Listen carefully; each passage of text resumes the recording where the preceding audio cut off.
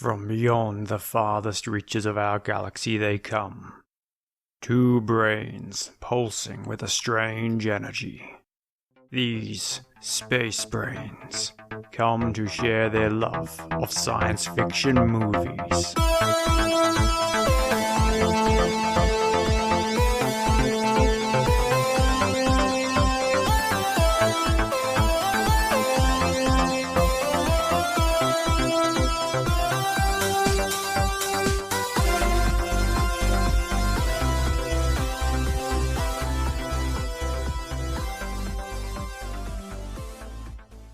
Hi, welcome to Space Brains, the show where we joy watch sci-fi movies and then talk about what was good and what was great. I'm Surrey and this is Mark. Hiya. Tonight we're talking about Serenity. It's the 2005 film. It's written and directed by Joss Whedon, and it's basically about a crew of renegades on a ship called Serenity, and they're trying to evade an assassin sent to recapture one of their members who is a telepathic or a psychic or something like that. Yeah, who knows? It's very simple stuff in a way. It's a space western, but I think they got the things. I think the writing's right. Yeah, so that's your spoiler warning. You better turn back now if you haven't seen this movie yet. It's a 14-year-old movie, so you've had plenty of opportunity. But when you have seen it, tune back in and have a bit of a listen. Definitely, it's well worth it. Now, for this one, sorry, we went on a little excursion, didn't we? We sure did. We went out to the Little Planet Science Fiction Festival, which is a lovely little gathering of science fiction and movie fans. Yep. It's run by a fellow called Sean David Burke. Yeah, champion bloke that's really into sci-fi. He gave us a big, listing of all of each year he's run this festival, all the different sci-fi films that he's looked at over those different festivals. Everything from Metropolis through to something like Firefly and Serenity. So he's a big fan of it. And he was quite a fan of Serenity here. He was certainly one of the many people who wished that Firefly had not been cancelled when it was. They'd been cancelled, and they've been reunited for it. You know what I mean? And the energy was there for that. Yes, which seems to be the ongoing impression of this film, doesn't it? Anyone that you meet that sort of is into sci-fi tends to somehow come back to Serenity as being a bit of a pillar in the science fiction film era. However, you and I had never seen it before. No, Firefly, it was only one season, 13 episodes, 14 episodes and 11 got shown. So which three is of them, odd. three of them, I don't know, I haven't looked at it. But it was before Netflix. Imagine those three of them have probably popped up since. Yeah. But it came and was cancelled and left before I really got around to watching it. Yeah, me too. So I saw little snippets here and there. I remember channel surfing at one point, and I stopped and looked, saw a bit of it, and it 10 minutes, and I kind of like, well, I don't know, and moved on. Yeah, me too, I think. But it was really good going along, getting invited to this this screening and dinner, and getting a bit of background about it, and meeting someone who was very passionate and interested in the movie and TV series. And then getting to watch an episode. We watched Janestown, which is episode 7 of Firefly, and that was Sean's favourite episode. Yeah. And then we watched the movie Serenity, which, as I understand it, sort of rounds off one of the story arcs. I could definitely see there are still a number of things not answered, but I think it was the opportunity that Joss had to close the show out with at least some sort of closure. Yeah, well, I looked a bit into this after we watched the film, and apparently Joss Whedon was, he was pretty disappointed when they cancelled and, not finished the season, and he really went out there pushing for another season, but no one was interested in that. And so then he started pushing the idea of a film or multiple films. And fans actually thought when they did hear that Serenity was coming out that if it was big and successful that they'd probably get like a trilogy out of it. But it kind of wasn't either. So we'll talk a bit about that later. But yeah, apparently he really wanted to kind of finalise off the season by this sort of movie context of it. But I think it was really great that at the festival that you and I went to, that he did play an episode, because it gave it then context, didn't it, in the movie? It made the movie a little bit different, that we had these characters. Met some of the characters in the show. Yeah. I think they were a little bit more serious in the movie. It did seem that way. But still, you could identify them all, and it was quite good. I think the movie had a slightly less jovial banter, and it was a little bit. All the characters were a little bit more intense. Yes. And I think that's probably common when you're looking at a movie from a TV show. Yeah, usually goes the other way around, but it works the other way around, where the movie usually has the greater intensity in the TV show. They've got more time, more room, and the characters are sort of a bit more relaxed, I guess. Yeah, and they can expand. They can expand their story arcs, can't they? A lot more in the TV show. Yeah, I have to say, having watched the movie, I'm interested in watching some more of the show, like in the first few episodes, get a bit more of this background, because it's an interesting universe, verse, I think it's shortened to, in this that Firefly set in. Yeah, definitely. The film does set us up a little bit at the start of what the world is like, but yeah, I think when you look at the TV show, it's a bit more of that. I guess, I mean, it's not fair to say it's like Star Trek, but I guess in the TV show they probably visit different planets or different colonies, and maybe probably have different experiences with those different creatures or aliens or different things along the way. So I can see why a science fiction audience would be really interested in that. Yeah, I think the other interesting aspect of this, and perhaps this is why it got cancelled, is because it is a bit of a niche science fiction. Yeah, it is. As it was pointed out to us there, and we recognised it was a science fiction western. And very noticeable in the episode we watched, the TV episode, the uniforms, the outfits, costumes that the characters wore would, if you ignored the spaceship they arrived on and some of the language they were using and so forth, it could easily have been Little House on the Prairie or Dr. Quinn, or there was some other one with some dude with long hair and like a tassely jacket. I can't remember what that show was called. And it was that sort of, had that sort of feeling to it. It did, definitely. But there was space adventures involved and science fiction sort of concepts of weird diseasey type things. I guess it was actually drugs, wasn't it? That screwed up those River types. Yeah. And the sort of government issues which are more science fiction related, and this telepath situation, which I haven't watched all of Dr. Quinn. I've watched a fair bit of it. No telepaths. No telepaths in Dr. Quinn? Oh. So what was your number one takeaway from Serenity? Number one takeaway from the movie Serenity was that Joss had no problems with killing their primary characters. No. That was quite good and that exciting. Was good, wasn't it? It's the ending there. As I said, we do have spoilers here. The ending saw a couple of deaths and a couple of very near deaths where you were left wondering if, in fact, the characters had died or not. Yeah, and knowing that Serenity was the end of the story, you certainly got the feeling that perhaps they all do just kind of die. Yeah, yeah. And that would fit with the Western.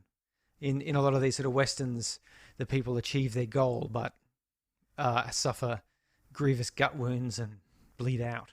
Yeah, and I mean, Sean mentioned that a reason why I was attracted to Firefly and Serenity for him was the fact that it was quite gritty. It was quite a dirty world in that, okay, the drama and the action, it's not nothing too graphic or anything, but he just meant that the society that's being played out is quite a gritty society. And the technology involved. For example, one of the characters there, what was her name? She was the companion. The companion, Anara? Yeah, Anara. Anara, that's yes. it, yeah. So these companions are, somewhat spiritual therapist, counselor, sex workers. Yeah. I was going to say prostitute, but it's more sex worker because they do more than just, they're sort of, and that in itself is bordering on a slightly controversial, I suppose, if you're looking from the point of view of Westerns where you would have the prostitutes in the bar, the saloon. Yeah. But in this case, you've got a sex worker who is also seems to solve people's problems for them, like a bit of a therapist. Yeah. And it seems to have a spiritual bent. I'd have to watch the series to find out what the spiritual side is. There wasn't really deep in the There was TV, in the distinctly movie. a religious, Yeah, side to it because there was. she had a little tea ceremony type thing. Yeah. This was in the episode we watched. Yep. And in Serenity, the movie, they visit her home world, and it sort of has these almost Japanese-looking pagoda type style. arrangements, which sort of, and so that I think also is not common. You wouldn't see anything like that, I think, in Star Trek, for example, which would be far more squeaky clean. Well, I guess you just made me think because you said Japanese, like a geisha, right? Like because they're like a sex worker, but just in a different way to like the Western sex worker, So it is a bit more spiritual. They're usually not hands-on, as it were. Yeah. They're more the psychology of the desire. What do you call it? The psychology of the engagement, if you will. So that's what I mean. There's a bit more of a connection to that, isn't it? Yeah, so it's quite good. And the other thing is there's no teleportation, there's no faster than light. There's no easy, super easy tech solutions. So in Star Trek, often there's a bit of technobabble and then some sort of technological solution which solves a part of their problem. Yeah. The other part of their problem almost always has to do with the characters. But they have these two parts in Star Trek, the tech and some sort of hard science fiction concepts along with character development. And this one here, they didn't have that technology to fall back on there. Their spaceships were sort of rickety and wobbly, and they had lots of wires and stuff, which I liked. I liked noticing all that. There was tubes and wires, and it was very industrial. It was very raw, wasn't it, as a spaceship? Even though obviously it's flying in space and gravity was contained, there was sophistication there. There wasn't like this advanced technology. It was. I can understand what Sean was trying to say about that.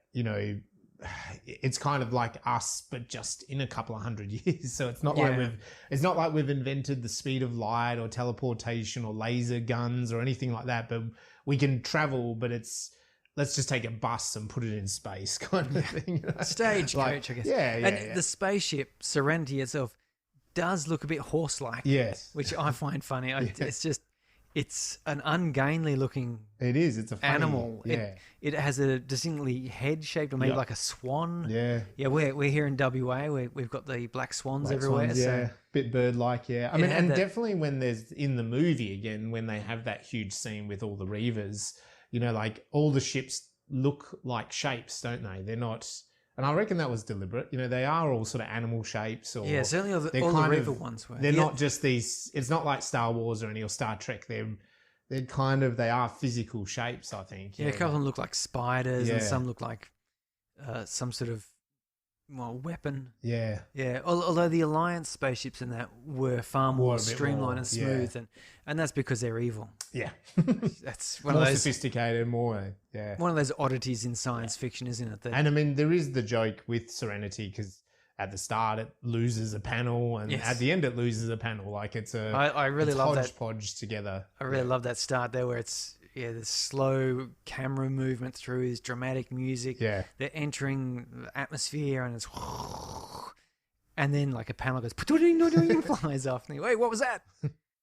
Yeah, so it's a very important piece of this ship. We may all die now. So, I mean, and that's I think what the strength is of this whole film, and I'll come back to it later with the technical stuff. Is just that dialogue, that we've got this serious science fiction Western, and by no doubts this is a Western when you look at it. Like, our key character's got the gun. It opens with a bank hold up.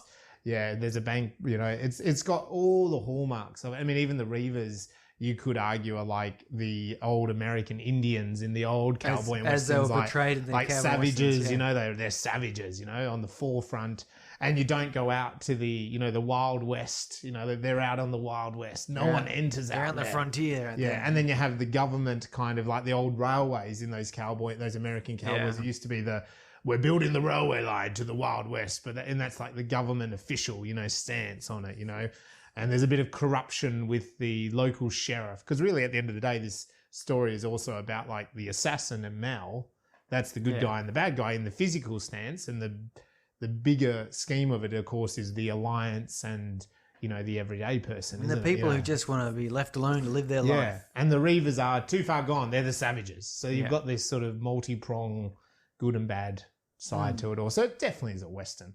And that's the thing, even with Ainara, you know, like in Westerns, there's always a brothel. Yeah. Well, here we go. We've got a spiritual brothel, don't we?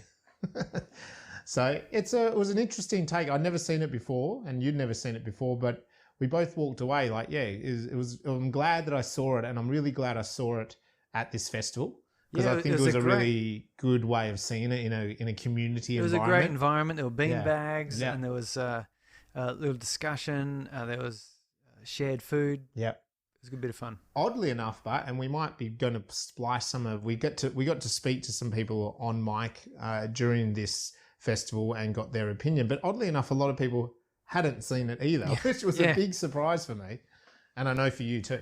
Yes, right. Because I was expecting, okay, I'm going to come along and everyone's going to be a fan, be able to tell us what they loved about it and all the rest of it. Because when I mentioned I was going to my co-workers at the office, they all, because I'm a computer programmer, so I'm surrounded by science fiction nerds. They all jumped up and started babbling on about how great Firefly was and how it shouldn't have been cancelled.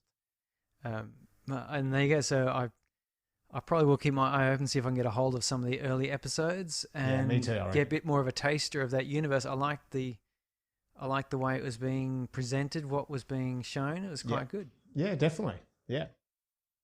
So then let's get into... Okay, so this was written and directed by Joss Whedon. You would know him... I would know him from Buffy the Vampire Slayer. Oh. Yeah. Loved Buffy. Loved Buffy. Loved that show. That was such a good show in the 90s. And then, obviously, Firefly. But he went on to... he co-wrote Toy Story. Yeah. Alien Resurrection. He wrote. And he wasn't happy with the end result. No. Sorry.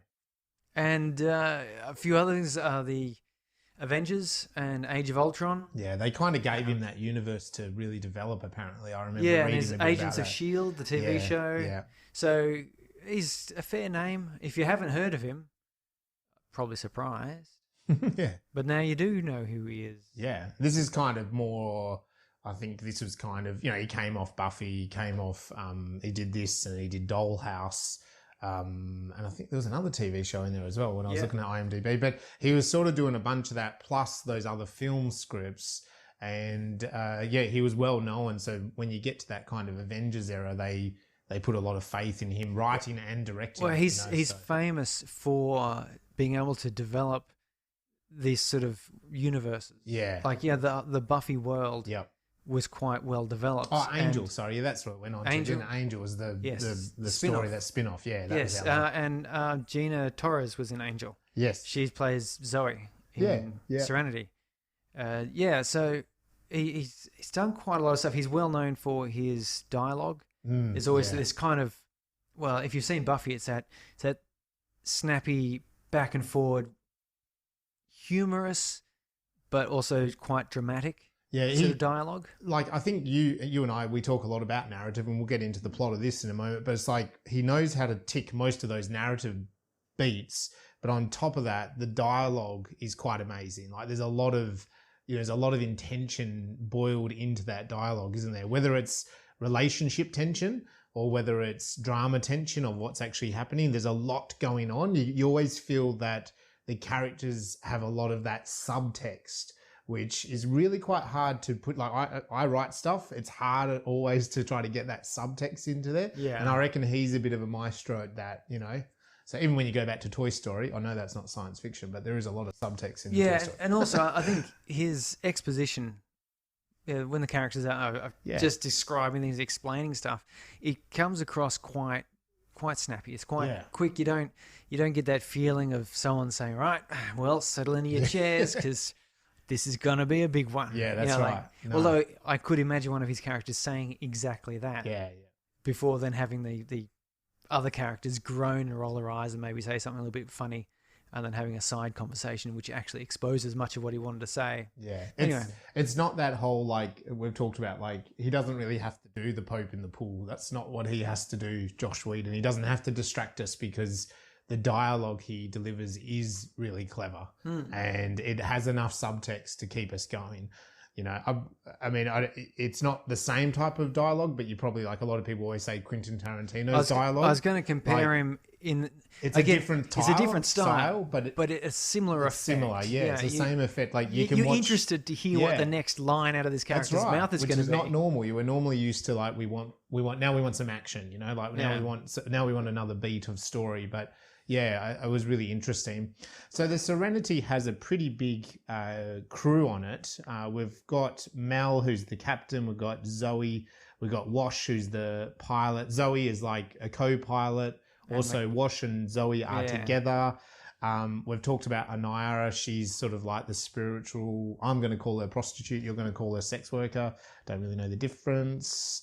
We've got Jane. You got to pay more for one. Okay. We've got Jane, who's like the soldier. You know, he's the real tough guy. And that's... See, I didn't get the context because I had no context of Firefly, but we watched that episode 7, Janestown, because it's a town about Jane. And he's the tough guy, but he's also sort of a bit awkward and goofy. Yeah. Isn't he? Like, it's almost like he doesn't want to be the tough guy, but he acts it because people expect it or something. But I think it's also, he's a good example maybe of Joss Whedon's writing, that he is, to me, it's like, oh, he's the tough guy. He's the military guy. He's the guy with the fighting experience. He's the guy that you could rely on in a battle. But it's kind of really obvious that he's a good guy.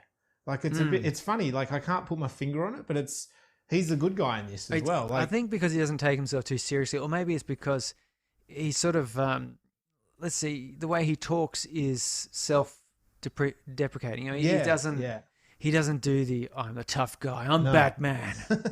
Now everything I say is super serious. No, he sort of, he says tough things. He does. Usually it sounds like it's delivered from a position of he doesn't realise that it's a tough thing to say. You know, he's almost embarrassed by it or something. Yeah. It's funny.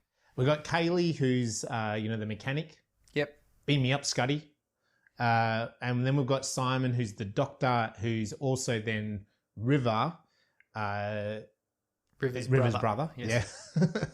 I just got stuck on what the hell he was to her. And he's a doctor. And I reckon he was a good example of what you said, where the characters were slightly modified for the movie. He came across a bucket load tougher, didn't he, in the movie suddenly? He was a lot more serious. In the TV show, he kind of got beaten up and he couldn't, like, he's kind of like posh. Whereas then suddenly in the movie, he was a tough guy. But I don't know, that was episode 7, maybe 6. Because the movie Serenity picks up shortly after the season ends. So I don't know. Is that right, or is it just that it was standalone in the universe? Like this was just a one-off story. I don't know. Again, Wikipedia. I tell you what, the people out there need to come and talk to us, don't they? We do. We need some input on this Firefly business. I mean, you keep saying everyone you work with is a Firefly Serenity nut job, and there's plenty of you out there. Please get in contact on Instagram or Facebook or Twitter or something and clarify. At Spacebrains Pod. Yeah. On Twitter. Yeah. At Spacebrains Podcast. So there's a huge cast that are on Serenity. It makes sense because the TV show does need a big cast a lot of the time, doesn't it? So you can look up the actors on IMDb. We don't need to go through them all. They've all been in a lot of other things. They've all been in bunches and bunches of stuff. A lot of sort of other similar science fiction shows and some of them worked with each other before and so on. It's quite good. And interesting, as you mentioned before, quite often Joss Whedon has reworked with a lot of those actors, which is always a good sign. You see it with Tarantino. One of them's in Agents of S.H.I.E.L.D. I can't remember which one. And I mean, Nathanfillion, he's actually in Joss Whedon's latest thing that's about to come out. So have you watched that Netflix show Big Mouth? It's a cartoon. No. You should watch that. Nathan Fillion is that. Okay. He's the imaginary fantasy of one of the sort of teen girls. Okay. She's a total nerd, and she has this weird fantasy where she's on a Serenity style spaceship, but it's shaped like her uterus. And Nathan Fillion is there, and it's quite funny. Okay, sounds creepy. I like it. So we should, I think, look, and you didn't ask me this question before, but I think this is probably a hope story. Because you didn't actually ask that question. So just in case all our listeners out there are going, they really want to know what I always think, sorry, about hope, warning, or experiment. I think this is a hope story again. Because at the end of the day, I mean, look, you could put it into the warning. There's a bit of a warning there. There is a warning, but then, you know, as we said, there's a spoiler. These guys do succeed, and it probably is the kind of story that they always are. Do you know what puts it over the line for hope rather than warning? Is the way the assassin at the end actually comes around to their point of view. Yeah. So he's got this hard line government agent chasing them who's being very ruthless, I suppose, in his methods. But then by the end of it, he's forced to acknowledge the crimes committed by his own government. And he goes, it's like he goes, that's why you are doing all these things. Okay, that's fairly reasonable, I think. So that would push it into the hope rather than warning, because we can see that, yes, he was portrayed as you know, like the real hard-nosed bad guy. Yeah. He was cold he was and ruthless, and he's like, he would just kill people. Yeah. And then, but at the end, he changed his mind. He did.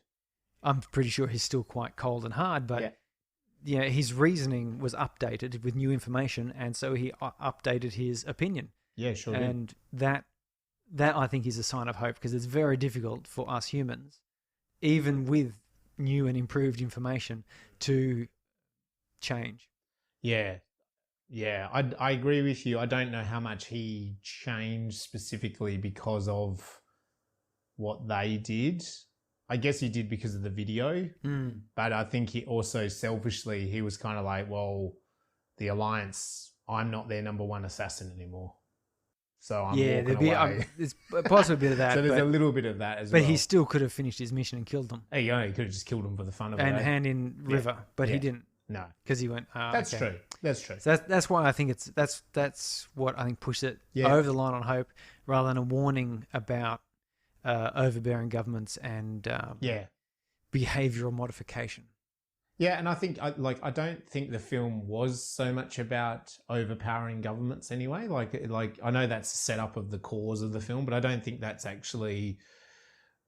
I think the world of Serenity is kind of bigger than that. You know, these guys on Serenity are kind of, you know, this is what they say, like they're doing their business anyway. You know, all these little deals off the table. They're surviving. You know, in the wild west of the universe.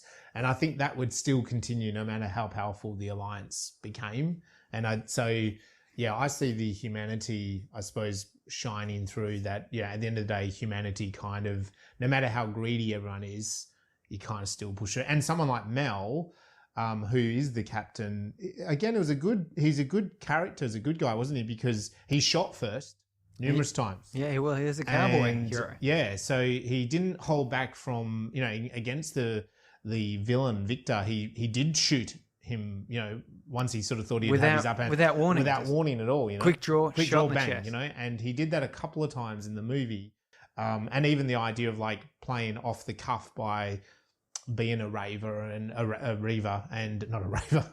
Totally different thing. Well, I kept thinking raver when I was watching. What dance parties have you been to? I know, I've been to plenty with these guys are there. Most people come out of those dance parties looking like reavers, don't they? When they've been out there all night. But yeah, like it kind of felt very much, you know, like he kind of played against the rules, didn't he? You know, put skeletons on his ship to get through them. Yeah, you know, paint up the blood. And these are the skeletons from one of his friends. Yeah, one of his friends or associates. Places. Yeah. So towns that got killed by the government forces. Yeah, so it felt, I suppose, even someone like him, you know, he was still willing to fight for humanity, you know, like, so yeah, I think that's where the hope bit comes in. But if I'm wrong, you can hit me up and tell me that I'm wrong. That's what I want to know. So the plot, we should get into the plot. The plot of Serenity. So the opening image, space, Earth where planet. Humans. Oh, sorry. We do start with Earth. With Earth, with that voiceover. I'm jumping in there. With that voiceover of humans have basically moved on from planet Earth. There's too many of us. Pretty standard science fiction kind of premise. Yeah, I'm sure there were deeper reasonings there, but ultimately that's the basis. That was fine, and that's all we need to know. And then we kind of cut to a futuristic school on a futuristic planet, and there's a mysterious woman, and they're all wearing flowy costumes. And so all this you sort know of stuff. they're a peaceful and advanced culture, because only peaceful advanced cultures have the white pagodas and flowy clothes. Yes, and it's kind of it's really oversaturated as well in color, like it's really bright, and so it's a bit dreamscapey, I would say, if that's a word. But they're in this futuristic school. There's a bunch of little kids, the teacher, and they're kind of basically telling us about there was a war between the Alliance, which they were of civilized peoples. Yes, the Alliance, and then the sort of everyday people, I suppose, the miners and the people that didn't want to support the civilized way of living. Yeah. And all of a sudden it kind of intercuts from that. It flashes, like it's a little bit of a weird flashscape to a young woman in like a lab. And we sort of see the connection. Some sort of a thing stuck to her forehead, which seems to be stuck in her brain, maybe. Yep. Yeah, and there's a strong connection between one of the little girls to this sort of teenage woman, I'd say. Or how old is she supposed to be? Like 20 or something? Yeah, something like that. Yeah, she seemed young, but she was a woman. And her name is River. She's in a lab. She's being tested. And we have a scientist explaining to a government visitor that she's really special. She's an extra special one, this River. She's not just a psyche. She is a living weapon. The government worker is kind of going along with this conversation when all of a sudden he does a surprise attack. And he kind of flash bombs them or something, doesn't he? Yeah, I wasn't entirely sure what that was, but yeah, he did. Because he bangs his little stick on the ground, his walking cane on the ground sort of while he ducks, thing. and it all goes bunk, and everyone gets sort of knocked out. Everyone's knocked out. Anyway, him and his sister are off. They're escaping down corridors, and security are chasing them. And they get to an elevator, and they rip open the doors, and they jump. They kind of looking at this elevator shaft, and a kind of platform gets lowered down from a spaceship. And so they're jumping on that. Security are almost on top of them, smashing the glass, trying to get to them. And as they're lifted off, all of a sudden that then cuts away to a man sort of examining it. And he kind of says, stop, backtrack. Then this footage is in front of him like a hologram, and it rewinds, comes back down and goes back up the shaft and comes back down a couple of times. So he's sort of analysing this, isn't he? So this is our second flashback within a flashback. Yeah. Dream within a dream sort of thing. It was pretty exciting, wasn't it? It was a great way of introducing all this. And it was exposition with a bit of action and also storyline, a bit of plot in there, because there's this guy examining the escape now. So we've got several layers of information, which is and time has gone by, obviously. Quite frankly, if I ever make a movie, I'm going to steal that process in order to introduce a whole lot of complex information quickly. I might have a few interleaved dreams with flashback and video footage. Well, it's a very clever way because, in the space of like whatever it was, maybe 5 minutes, you've had, humans have left Earth. Here we are with an alliance. Oh, there was a war between an alliance and that. Oh, and people don't necessarily agree with that. People agree with it. Oh, and then suddenly we're in a lab, and in fact, this is like a trick, and we test on these people have special ability, and the government is trying to make them weapons. And then from there, they escape. So there's plot point there. Like her brother is trying to get River out, and they've escaped. But before we sort of go, oh, they've escaped, now they're happily ever after. Now we've got the government kind of talking about, oh, how come they've escaped, and what are we going to do about it? And because then what happens is, of course, that guy is Victor. He's our bad guy, and he's been sent in, and the scientist comes back in, and they have a great kind of conversation about not only the fact that they escaped, but the fact that she was in a room and they were testing on her, and the scientist allowed other government workers to come in and be around her, which means that she could see what was in their brains. She's psychic. Yeah. And so why didn't anyone think that through? Yeah, and there's this doctor here, he makes some petty excuse about, even if she did remember something, it wouldn't make any sense to her, and who would she tell anyway? And what's a really good line here, because the villain repeats this line throughout the film, is he says to him, "Your sin is pride." Yes, and in more civilized cultures, the failed warrior would fall on his own sword. And he says, "Well, I don't have a sword." And he's just like, whoosh. Victor pulls one out. Victor pulls one out. You know this guy means business, doesn't he? And so suddenly the scientist realizes he wasn't talking metaphorically about falling on his sword, as in, which would have been, I suppose, admitting that he allowed failure and he might get his lab taken off him and he'll be relegated to being a research assistant. No, he has a sword. He has a sword. And so he's, a couple other... I mean, look, I thought that was a little bit funny. It's like, does this scientist have bodyguards? Or are these like the other scientists and they suddenly attack Victor? Because it was two big burly men. I think he had a couple of guards. Yeah, which is interesting, isn't it? But well, anyway, he developed psychic weapons. So maybe I suppose you sort of need them. Anyway, also, your government sends investigation agents with swords. Yeah, so that's maybe true. you do need them. So he does, he's offered to allow him to commit suicide, but he obviously doesn't want to. He attacks the guards. The scientist tries to take away, and he does this awesome pressure point into his kidney, back point, but it obviously is his spine because it kind of makes him paralyzed. Yeah, still standing upright. And of course, he kneels down with the sword underneath him, straight away barking orders to the other young scientist that poor woman that's who's like going, "Oh God, am I going to die?" But he's telling her like a government list of jobs that she now has to do. And this guy is just like slowly tilting over, paralyzed, freaking out, knowing he's going to die. And he just slowly goes onto the sword.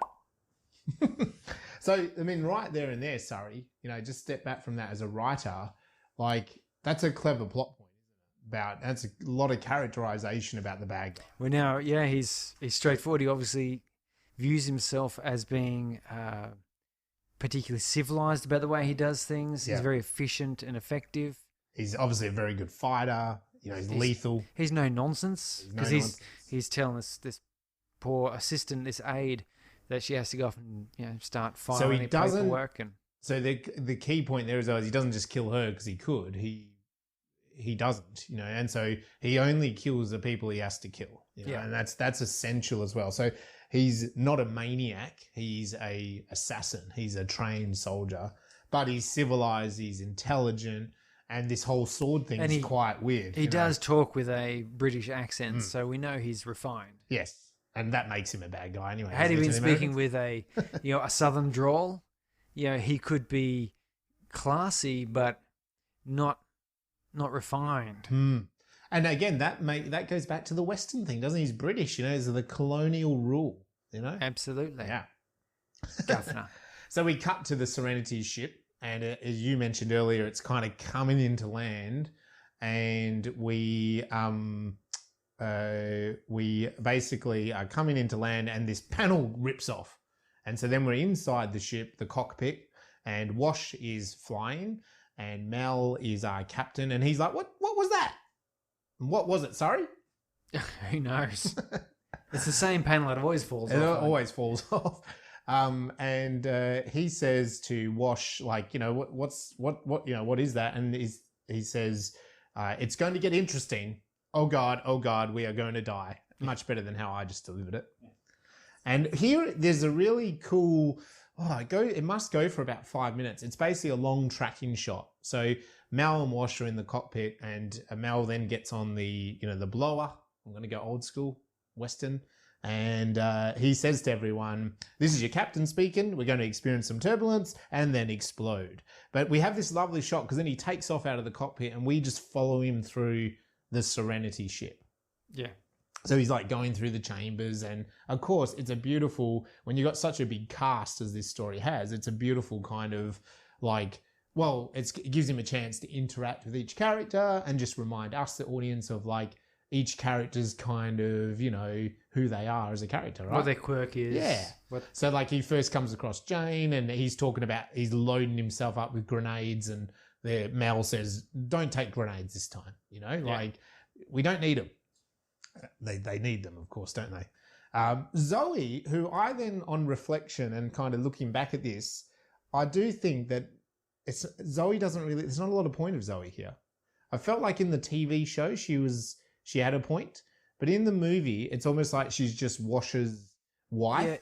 Yeah, she loses her strength in the movie. In the TV show, I think she was like she was an electrician or a scientist or something, because she stayed back on board the ship in order to sort out the wiring or something. Yeah. So whilst Kaylee is the mechanic, and there's some mention of her being covered in grease, and in the movie she is in fact underneath their little vehicle they call the mule, because space western.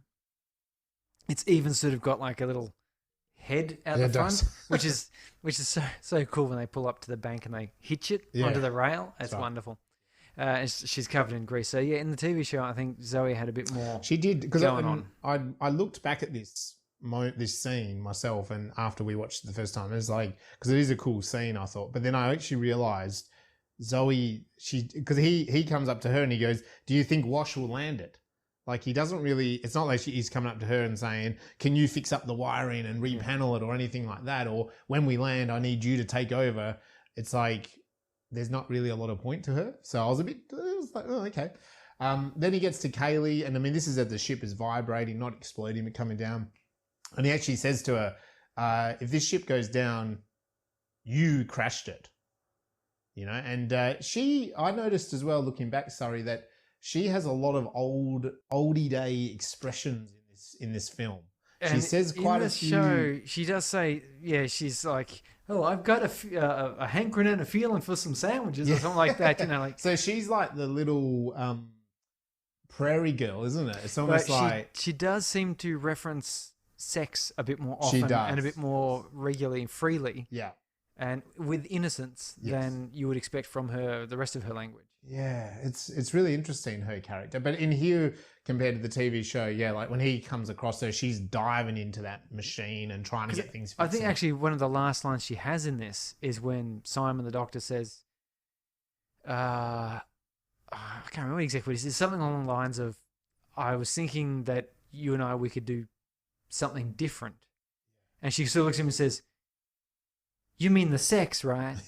He says, and he kind of looks a bit bashful and nods. Yeah. And she says, "Oh, well, I'm relieved with that." she starts hoiking her clothes off. Yeah.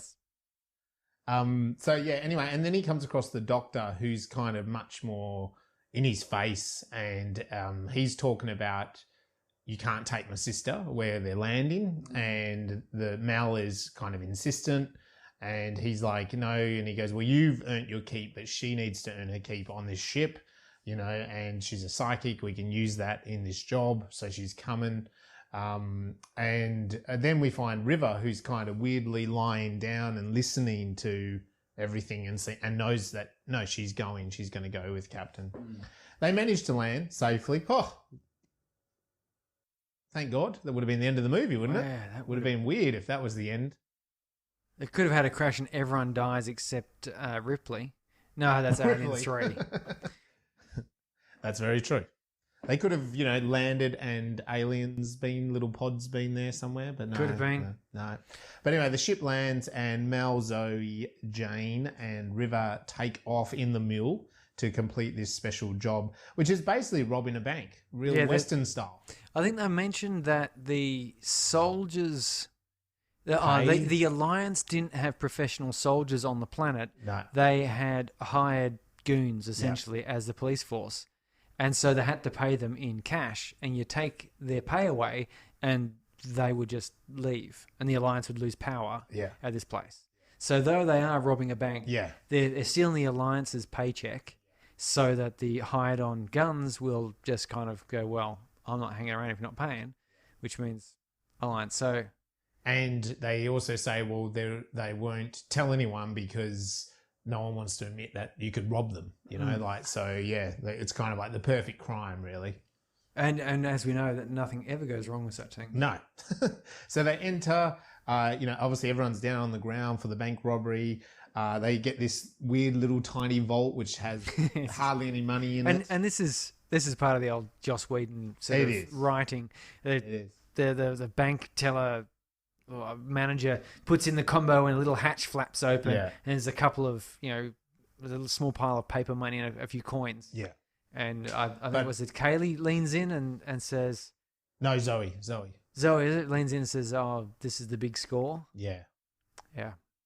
But Mal knows more, and he opens up a secret Yeah, he sort reaches of button, and it kind of reveals steps going down to a huge vault of money and a guard. And there is a reference there that, you must have fought in the war. So like knowing something about like that was a secret way they stashed money or weapons or something during the war. People. Whatever it was. And then River helps out as well in the kind of group of people lying on the floor because one guy wants to be a hero and she can, of course, read people's thoughts. So she's realizing that he's about to pull a gun. So they kind of like... Is that the one where Zoe says, what the definition of his hero is? Yeah. And I can't remember what it was. The guy who gets everyone shot. Yes. Yeah. Yeah. Or everyone killed or something like that. Yeah. Which is probably a good theme stated, isn't it? Because it's kind of like Mal isn't the everyday hero. I think he's the regular hero. He's sort of constantly trying to deny being the hero. He's the hero, but he's not the everyday hero. It's not until later on in the film when something or other happens. We'll get to it as we go through the plot, but there's like a key event, which is, as you'd expect, the coming to Act 3. Key event changes his mind. Where he goes, no, we've got to do this heroic thing. We've got to go through the Reavers and we've got to do all the hard stuff for no reward. Yeah. Because that's what has to be done. So River then also suddenly collapses, and it's because of these Reavers. Oh, bloody Reavers. Reavers, they're coming. And they're basically, they all take this very seriously. So we know, I didn't know what they were. She gets a whole bunch of these flashes of... death. And screaming people and bloody-faced monster types. And we get a shot outside the bank in the little town, and like these things are coming out of the spaceship and all that sort of stuff, and they're kind of attacking anyone and everyone pretty rapidly. And then Mal changes his tune about the robbery to say, everyone get in the safe. Like if there's enough air in here to breathe, you keep them in here. Yeah. Everyone, like it doesn't matter who it was. And so they do that, but they take off with the money, the payload. I like that, payload. Yeah. It's very Western. They escape, and then they're being chased by a Reaver's but one of the hero fellow that they disarm that's right. comes running out and says, no, please take me with you, and jumps up, and Mel kicks him off. Wire. He says, nah, and the Reavers grab him. Yep. And so rather than shooting the Reavers, Mel shoots the guy. Shoots him, yeah. Which again is cool because it's not what you'd expect from a hero. Yeah, well, it's interesting because we've gone from they're sort of robbing this bank, and it's a bit shady of its morality here. But then he goes to sort of save the cat, where, oh no, there's actual danger here. I don't really want to hurt any of these people hurt, so get them all in the vault, make sure they're safe. So he's a good guy. Yep. But then he's like kicked this guy off the mule and shot him, which you kind of go, geez, that's a bit harsh. And one of the characters mentions that Zoe, I think. Zoe here. It mentions like we could have put him on the ship. You could have given him money. Oh, we would have been too slow. Oh, but you could take the money. Yeah. And he's kind of a bit... Well, he's like, well, we need the money. Like, we need survive. We need the money. Yeah. But, it's not a strong argument of his. No.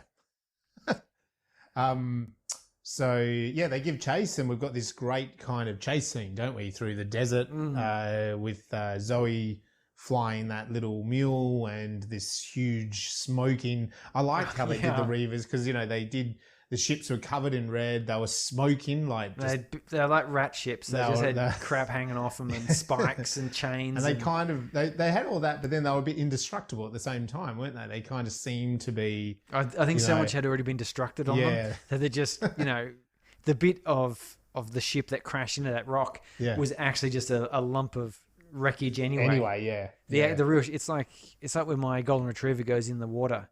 He's got his full coat on. He looks like this big chunky dog. Goes in the water and comes out, and all his fur sticks down to him. You realise actually he's quite skinny. Yeah. Or it's like, if you were having a car chase between like a Lamborghini and an old Holden Kingswood, like one of the ones that you've just dug out of someone's farmyard, and it's like That's what's chasing you. That doesn't really matter if it hits a few stop signs or whatever. Whereas the Lamborghini can't kind of hit anything. You know? It's too full of tech. Yeah. So it's kind of like that chase scene. Wash, they call ahead to Wash back on the Serenity, and he says, "We're going to try a barn swallow." Yeah, a barn swallow. Which was like, I was like, I don't know what the hell that is. It sounds dirty. It sounds dirty. I didn't think of it that way, but now that you've put it, yep, using the mothership to swallow the mule. Yes. So, yeah, it does sound very dirty, doesn't it? And it's a very cool little maneuver where, literally the Serenity opens its hatch, its cargo hatch, and scoops them up basically, and then lifts them up high, and the chasing ship crashes. Yeah, well, it kind of crashed into them because they're a much bigger ship. It crashed into Serenity. Into Serenity. They took the blow of the ship smashing into it. And it all comes crashing inside the ship, and they kind of jump off. And that probably explains though why when they're re-entering a panel falls off, because they do those sorts of things. They do those sorts of things, yeah. And there's one Reaver on the ship, and they all fire at it. That's a good little moment. So Simon the Doctor, this is where we're saying, like Simon's a bit tougher because he automatically just punches out Mel. He gets stuck into it, yeah. So even though he's saved his sister, he's not impressed with obviously the danger that was involved. So he punches Mel out for a moment, but they stand off. They have a good old male to male kind of chin to chin standoff. Who's got the bigger piece of equipment kind of moment. But they then decide in that moment that Simon and River will just leave at the next port. Yeah. Or the next town, I should say, probably. Yeah, well, it amounts to the same deal, isn't it? Like this, they sort of travel from port to port, town to town. Port to port, town to town. It was probably even on was it another planet? Was it space? I think it was another planet. Yeah. No, another place. Next stop. So on that, Zoe and Mel do debate that idea of saving people, and Mel says that we are barely surviving. We need food. This ship's falling apart. Whether we're going to make it or not. Jane and Kaylee also pack up the debris, and they talk about the Reavers because we didn't know anything about them at this point in time. Yeah. He sort of mentions that he's happy to kill people, but there should be reasons behind it. Whereas the Reavers, eat each other and they cut their own faces. He lists a lot of decreasingly extreme reasons why he would kill someone. If he got paid, if he was asked to do it nicely, if someone took his parking spot, if he starts money, it starts listing down, and it's getting quite relatively petty. Yeah. But you can see there are clearly things that basically what he's saying is that if he's in some sort of state of passion, if he's riled up and angry or something, Whereas the Reavers will eat people alive and do it. They do that all the time. Yeah. Whereas obviously Jane doesn't do it all the time. And they do it to themselves. They cut themselves and stuff. So who would do that? But Kaylee says that it's about the fact that they've gone to the abyss and they've seen the end of the black hole kind of idea, but she's also relating that to Mel pushes everyone off this ship. Yeah. And eventually it'll be us as well. So there's kind of a bit of a symbolism going on that the Reavers are supposed to be these people that have, isolated and they've had some sort of mental breakdown. But then Mel is going to kick off Simon and River, and he's going to probably eventually just kick us all off and be alone on this ship. And he kicked off Anara. Yeah. Which we didn't know about. No. And I having seen the episode, we also see that Shepard's not on board. Yeah. So he's obviously kind of had parted ways with a couple of people. He has feelings for Anara. We sense that. We do. Well, you would for the prostitute. Sex I don't know. I'd have to meet her. Geisha, whatever you want to call her. I'd have to meet her and talk to her and get to know her. Yeah. Well, definitely in the TV show, she was a bit more into it, I think. Felt the character had more involvement in it. She had more poise and strength of dedication. In this movie, she seemed a little bit weaker. Yeah, I think so. I guess I don't know. think so. Yeah. And Kaylee is obviously very upset that Simon is leaving. She's kind of Yeah. which we find out a bit more about it. And when they kind of go to depart, they arrive at this next port or town or whatever, and they're going to depart. And they're concerned about their safety, but actually River says it's not safe for them. Yeah. That's a bit ominous, isn't it? So as they enter the saloon, Kaylee also pleads with Mel over Simon leaving, and she says, this is where she says a really great line. She goes, I carried such a torch. Yes. This is what I mean. And like, you know, there's like, I carried such a torch. Yeah, you carry a passion for this person. I carried such a torch. It'd been a whole year in which my neithers have had nothing, which ain't run on batteries. And they're all a bit like, God almighty, and Mal it's a bit says, too much information. I don't think I need to know more about that. And Jane says, I could do with hearing more. So, I mean, again, it's like, that's like great dialogue, isn't it? You know, like, yeah. So Mel is in this saloon, like a futuristic saloon, you know, even the legs are going down the table. And there's music and all this sort of stuff going on. And there's a mixed batch of people, isn't there, in this saloon? Yeah, it's a bit like the Star Wars cantina scene. You know, you've got all stripes of people. Yeah. None of them look terribly upper crust. No. And there's twins. They're meeting these twin men to do the deal with. And they pay a woman to kind of like block out the security cameras with her big fan. Yeah, she's doing the fan dance. Fan dance in front of the camera. And so they're doing that. They're doing the deal, what was all about the heist and the bank rob. And River comes in and she is watching some TV. And it's like a TV ad with an octopus, animated octopus, doing a little jingle. So nothing too weird until it kind of mesmerizes her a little bit. And she says, Miranda. And what does she do? Oh, she starts kicking ass. She does. She snaps and turns into the weapon that she was promised to be. So she basically kicks every person in the saloon. It doesn't matter if they're trying to get away or if they're just, you know, like, hey, nothing to see here. That she just kind of ends up beating the crap out of everyone, doesn't she? Yeah, she knocks them all out. And she's... Mal sees what's going on and he runs over and tries to get his gun out.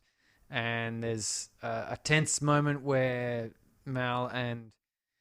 River are going to come into extreme conflict, and Simon pops up and says, you know, good night, sweet child, in some other language.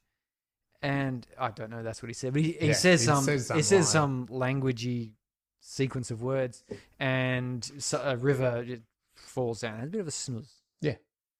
Just goes to sleep. Yeah, she's just passed out. Yes. So back on Serenity, they debate about how dangerous River is, and they've got it locked up at this point. Yeah, they've got it locked up, and they kind of want to, you know, like, why did you bring her back on the ship? And we're not really sure, like, we should have her or not. And they actually, Wash is the one that decides. He says, well, we need to get ourselves thinking clearer, which is to speak to Mr. Universe. And I was expecting Arnie. Mr. Universe, yes. You know, the old Mr. I thought, is it going to be some sort of hologram of Arnie doing his muscles? I think that was the joke. Yeah. Because it's Mr. Universe and he's clearly a tech nerd. Lacking the muscles.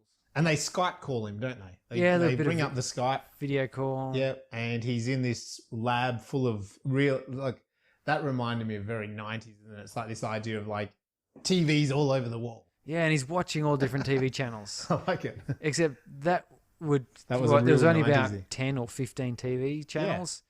Yeah. I mean, even here in Australia, we've got free-to-air 27. Yeah. If you include the TV shopping network. It was implied that he was sort of tapped into all of the security cameras and stuff. So it's well, surely be more than... He was just reading all the radio waves that get sent out. So he's there and he watches the footage and he likes it. And he also says that this has not been shown. Like, he had to dig deep to get it. So it means that the Alliance is kind of covering it up. And when they rewind the footage, they notice the octopus ad kind of set her off. And he reveals that, this is like a bit of a transmission that he's been noticing is the shape of an octopus in code, kind of. Yes, thing. it's called steganography, where you hide encrypt message within an image. Yes. Okay, there we It's go. a very tricky way of doing it. Very cool. Yeah. And he says a great line, which is, "River is very dangerous cargo." And I think she loves being called cargo. Yeah, I think so. So she's been listening in the whole time. Simon and River have a chat. She's all tied up. She Yeah. begs him not to make her go to sleep ever Well, again. she says something along the lines of they never go and lie down. They just sleep Yeah. or something. And at the time, it felt like she was talking about the Reavers Yeah. never going to sleep or something. And yeah, they never go to sleep and they always fall down. And it was out of context. It made no Yeah. sense. But here she is. She doesn't want to be put to sleep because she's terrified of that. And she gets these image flashes of mummified corpses Yeah. laying about the place. Yeah. So, and the thing is, she says these are not her memories, and that's why she doesn't want to go back to sleep again. She's like, I don't know who they are, but or like, it's very confusing for her as well that she doesn't. It's kind of sending her a bit crazy. Like, don't put me to sleep. We get the Victor assassin. He arrives at Anara's place, and there's just a real quick shot of that, so that he's rocked up there. And Mel and co go into hiding at Shepard's place, which again we only knew because of watching the TV show, but obviously the fans get it.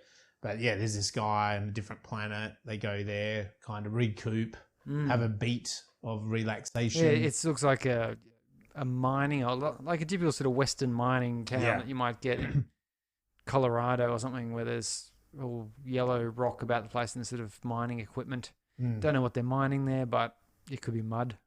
That was from the Janestown episode. They went to a mud mining town. There's people literally standing in a pool of mud with buckets pulling mud apparently out. it's worth something in this future. But again, it's like panning for gold, isn't it? It's like, That's the same idea, old thing, right? yeah. And River here has a dream way back. It flashes back to the front of the film or the start of the film with the little futuristic school. And she's kind of walking through the school where, the teacher tells everyone to lie down. He's trying to lie down and have a sleep. Yeah. Lie down, have a sleep. And she has like a flash of that, and she sees that the children lie down and then they're skeletons, like instantly a flash of skeletons. And here we have again, the next scene, we have that Joss Whedon, fancy dialogue or subtext, because Anira calls Mel and there's that tension. Yeah. There's that subtext between the two of them. So even though we haven't seen the series, we know clearly there's something between the two of them, and this tension was unresolvable. So she got kicked off. Yeah, like he pushed her off. Yeah. Get the feeling they both sort of want to be together, but it's not going to happen. No, well, they have this really awkward Skype call about she left a box of her belongings on Serenity, and he's like, well, yeah, she left it here, but I haven't gone through it. I haven't looked through it or anything. Oh, no, I can't imagine you would have looked through it. They have this weird sort of, what you get when there's a breakup and someone moves out of their mutual apartment or something like that, And the crew discuss it with Mel that obviously it's a trap, but Mel says, well, yeah, it's a trap. We should go in. Yeah, see who's waiting there to spring it. So he surprises Anira at her little brothel, I'm going to call it. Temple. Temple, you're going to call it. Temple of love. By, he pops up as she's praying or whatever she's doing. And she warns him immediately that he can't handle this man called Victor, who pops up behind them, walks in to the temple, and he's all, he's confident, isn't he? He's suave, he's in control of the situation. And basically Victor and Mel have a chat off about River. They kind of start with, it's a verbal dialogue between who has the right of River, give her back to us. It's all very, nothing has to kind of proceed. It can be all peaceful and... And you got the note there about the albatross. Yeah. Says yes, yeah, she's your albatross. And says, yes, but albatross are good luck. Yeah. Only unless you kill them. Yeah. And, there's that sort of dueling back and forward. And about like, well, if you give her over to us, there's no harm, no foul. You go about your business. But then he like says, oh, but if I play the bad guy here, you're going to play the victim. Oh, yeah, you didn't offer me any money. Yeah. So it's like, so he goes, I can't win in this situation. But then they start fighting. It goes to fighting, and Mel fights his little heart out, but he's no match for Victor in this moment. Yeah, he gets a few good shots in there. Yeah. They're clearly closely matched. Yep. But Victor's got a bit of the advantage here, Yeah. And even Anira, like, she throws a few punches in as well. And he's kind of like, so, Victor's up against the two of them a little bit. And there's a moment where he does, as we said before, he has a second, he shoots him. He fires his gun. Bang, shoots him. But then he's on top of him. He says, I wear body armor. I'm not that stupid. But that was a great, I really liked that because it was very much saying a lot about Mel, and it was also saying a lot about Victor, and it also raised the stakes. Look, as a viewer of these things, a number of times people are sitting there talking, and I'm sitting there going, "Why are you? This guy needs to die." Yeah. Like that's just the end of that story. Like it doesn't matter what you say or what they say. Or if you kill him right now, you might get away. Like you literally, in terms of this content, you could just go run. Like you can't. And so often the stories contrive why the bad guy doesn't just shoot the good guy, or the good guy doesn't shoot the bad guy. But in this, he did. He shot him. Yeah. Just a quick draw, kabam. Yeah. Which also explains why he didn't take the time to shoot him in the head or anything. It was just a quick flick of the wrist, shot, bang. Take him down. And Victor fell over backwards, and so he was, oh, well, that's taken care of. Let's take our time to do other stuff. And he's wearing body armor. Anyway, Victor's kind of having the upper hand on Mel, and Anira admits to them that that was not incense that she lit, and it's like a flash bomb. And he gets clever there because we see Victor like falls back, and he kind of focuses his eyes back into the room. But by the time he's obviously done that, a bit of time has actually gone by, and they've escaped, and his soldiers are there kind of getting him up. And they try to, he says to give chase and detect for NatSavs and, detect where the ships is and Sat-navs, whatever it is. Yeah. And, but they've realized that there's multiple traces of these things. So it's like, the Serenity's done this deliberately. Yeah, that's not the first rodeo. No. So he's a bit defeated, the old Victor, at this moment.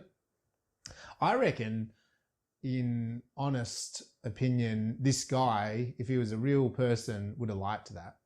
He would have literally liked that. He would have like gone, no, because surely normally, like we see him with the science, he just, you're he done. just was okay. Track the nav beacons. Like a challenge. Like he would have liked that. He would have been like, oh, you sneaky little devil. He's got track the nav beacon, lock him down, pick him up, and then they get away, and it's like, oh, okay, all right, we keep going. So I kind of I think he would have liked that. So then back on ship, Mel and the crew again discuss about handing over River. They don't know what it is. Jane in particular is really worked up, and he stirs up the fact that, well, in the past, Mel left soldiers behind. Yeah, there was some battle, and Zoe was the only one to walk out, and the rest of the platoon was gone. Yeah, so there's a bit of a dig at Mel's hero nature. Yeah, that maybe he did leave soldiers behind. Not too sure. It's a tense moment. And River, of course, is now walking through the dreamscape back on with the school, but except that she sees the planet is not alive with children and people anymore. It's just dead people. It's just absolutely dead people everywhere. So when Jane then comes in to try to get River off the ship, he's knocked out cold, and the crew have to look for her. River knocks, and then she's hiding, and they all go looking for her, and Simon finds her. Yeah, and he kind of goes to talk to her, and she like knocks out his windpipe. Yeah, so he can't talk. Doesn't want him putting her back to sleep again. No, and she takes off, and they like look for her, and the only place she could be is maybe the cockpit. And Mel comes in to find her, and she's basically Googling. on their So science future fiction guru, Google. Yeah. Miranda, and she shows him that it's a planet for miners. This planet called Miranda, Yes. which was what she. But yeah, but apparently there was a failure to be able to terraform it, so the atmosphere couldn't be made breathable, so it got abandoned. Yeah. And there's no other real history about it. And I think one of them, maybe Zoe mentions that, yeah, she remembers they were advertising people to go there as miners or something, but it all died off. And yeah, so there's not much about it. And they reveal that, well, yeah, there's a reason why no one goes there as well, is because there's the Wild Wild West, the Reavers Belt, they call it. And that's basically all the Reavers ships. There's no reason why you would go through that to get to the planet Miranda. Yeah, which is just uninhabitable and unpleasant. So they pack up and they just go home and they don't bother going there anymore. No. They hand River over and that's the end of the episode. That's the end of the story. Yeah. But no, they head to Shepard's place because they think, well, we'll go back, we'll get solace, we'll reband. We'll regroup. We'll talk to our allies. Yeah, we'll talk to our mentor, Shepard, whatever. And when they get there, they find him dying. Oh, and the place has been torched. Everyone is dead. Men, children, and women. I'm going to guess that this is probably a bit more moving for people who have watched the series. Yeah. Because Shepard was one of the characters, one of the main cast crew members. Yeah. So this would probably be, a bit more bittersweet for people. For me, viewing it was just kind of a plot point that this guy was on his deathbed, giving Mal his motivation to carry on. Yep. I think this is the bit there where Mal goes, well, okay. Well, he doesn't quite do it. No. So he does. They find out, they're all the people are dead and that they're devastated. And then Zoe actually's like, we have to tell anyone else that has ever sheltered us. So they're doing that. And Mel is in the ship. And I think he's looking at that other camps have been attacked. Yeah, and so he's pretty devastated. He's pretty down. And then Victor comes in, Skype calls him. I don't know why you'd answer the call, but he does answer the call. And Victor's all going, well, if you'd handed her over to me, we didn't have to do this. We couldn't track you down, so we just went. So we're just everywhere where you ever been. Yep, that's what we're getting rid of. We're going to be doing that, and we'll just keep doing that until you kind of show up. So he's trying to flush him out, and he does say some sort of line about the Reavers, and that's when Mel has the idea. So he cuts him off. Mel's plan is disguise the ship as a Reaver ship, and then go to Miranda, and the crew kind of are like, well, we can't, we've got to bury these bodies. They're our friends. And he's like, no, you're either with me or you're not. Yeah, and he kind of gives them an ultimatum, and we're going to paint the ship red. We need a gunship on top of it. We need the bodies scattered all over it so that we can pretend to be Reavers. I noticed a point here that Serenity doesn't have any weaponry. Yeah. Which you would have expected something, but there's nothing. So they actually get this ground-based anti-aircraft gun. It looks like an old World War II piece. It does. And they basically bolt that on the top with someone in a spacesuit sitting in it, acting like a corpse. Yeah. So the ship is covered in paint, skeletons, guns, and they head through. Really, it's a nice moment because, they go into this Reavers belt of ships, and one kind of puts a massive spotlight on them and tracks them. And then another one kind of like creepily walks behind, follows them behind. Is there another two are like fighting or something or crashing into each other? So it's a very sort of slow maneuver. It's actually very similar to Finding Nemo, where they have to like bounce through the jellyfish. It's one of those like tight moments. Like we've had all this action and now this is like a slow moment. We're going to just kind of creep. We're going to be quiet.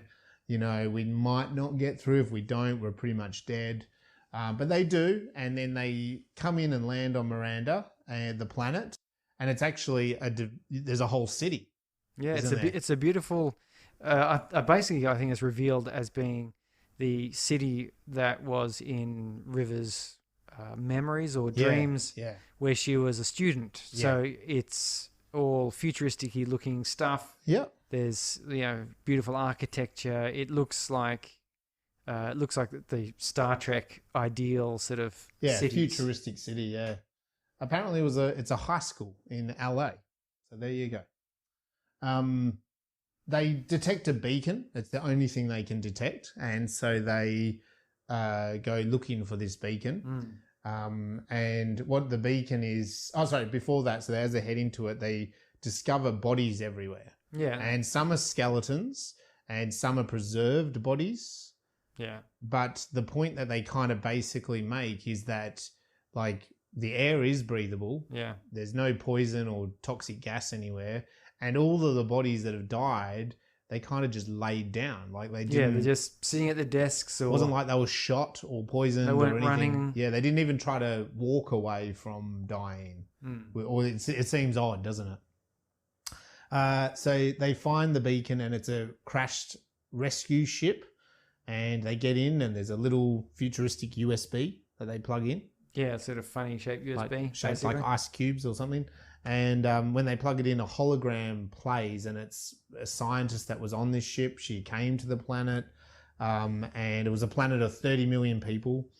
And she realizes that they were trying to give them these packs. Yeah, I didn't quite get the name of the pack, but there was something or other, something chloride. Yeah. Which they put in the atmosphere processes. Yeah. So the idea being that it would reduce aggression and increase cooperation. Yeah, so against the alliance, that everyone would more be in agreement with it, right? Yeah, so this would be the ideal utopian model that they would base all of their planets on. Yeah. But instead of that, it did work, but it worked so effectively that it basically, people just stopped living. Like, literally, they didn't stop going to work. This is an interesting point, because in a lot of movies, they use the plot point of knockout gas. Yeah. And you'll note, however, in real life, the stark lack of the use of knockout gas. Yeah. Even though it's so effective in the movies. Yeah. And very in fact, effective. Some years ago, there was a Russian standoff where some, I don't know, freedom fighters, terrorists, however you want to label these people in Russia, probably students. No, okay, they're like Serbian separatists or something. You know, the remnants of some war or other that happened around there, had taken over a high school. And had basically locked a whole bunch of, I think, teachers and maybe some students, I can't remember, into a classroom, and we'll hold them hostage, and we're going to do, like, shoot them if their demands weren't met. The Russians gathered around, they had their crack troopers and all the rest of it, and they deployed knockout gas. Just like the movies. Just like the movies. Good idea. I bet 3 or 4 people died because they fell asleep and they just didn't wake up. Yeah. Because the hard thing with such things as knockout gas or anything that affects consciousness is it's a very delicate balance. Well, that's right. Yeah. Between switching off consciousness and switching off life. Yeah. And that's why we have anaesthetists. Yeah. Or in America, they call it anesthesiologists. But specialists, they're trained doctors. Yeah. Who sit there with sophisticated machines to monitor you and adjust the amount of drug that they put in based on how they're monitoring. And they are there. That per person, don't you? Like, whereas if you throw a gas bomb into a room of 20 people. And they're there the whole time from the point you're in to the point that you wake up. And even then they come back and check up on you afterwards. Yeah. Whereas, you go and deploy a gas in an atmospheric processor or chuck a gas grenade into a classroom of people. You know, they did their best at trying to figure out, and most of the people were knocked out and recovered, but a number of them they were knocked out too much. So I found it interesting that, they sort of basically tried this, and they knocked out too many people.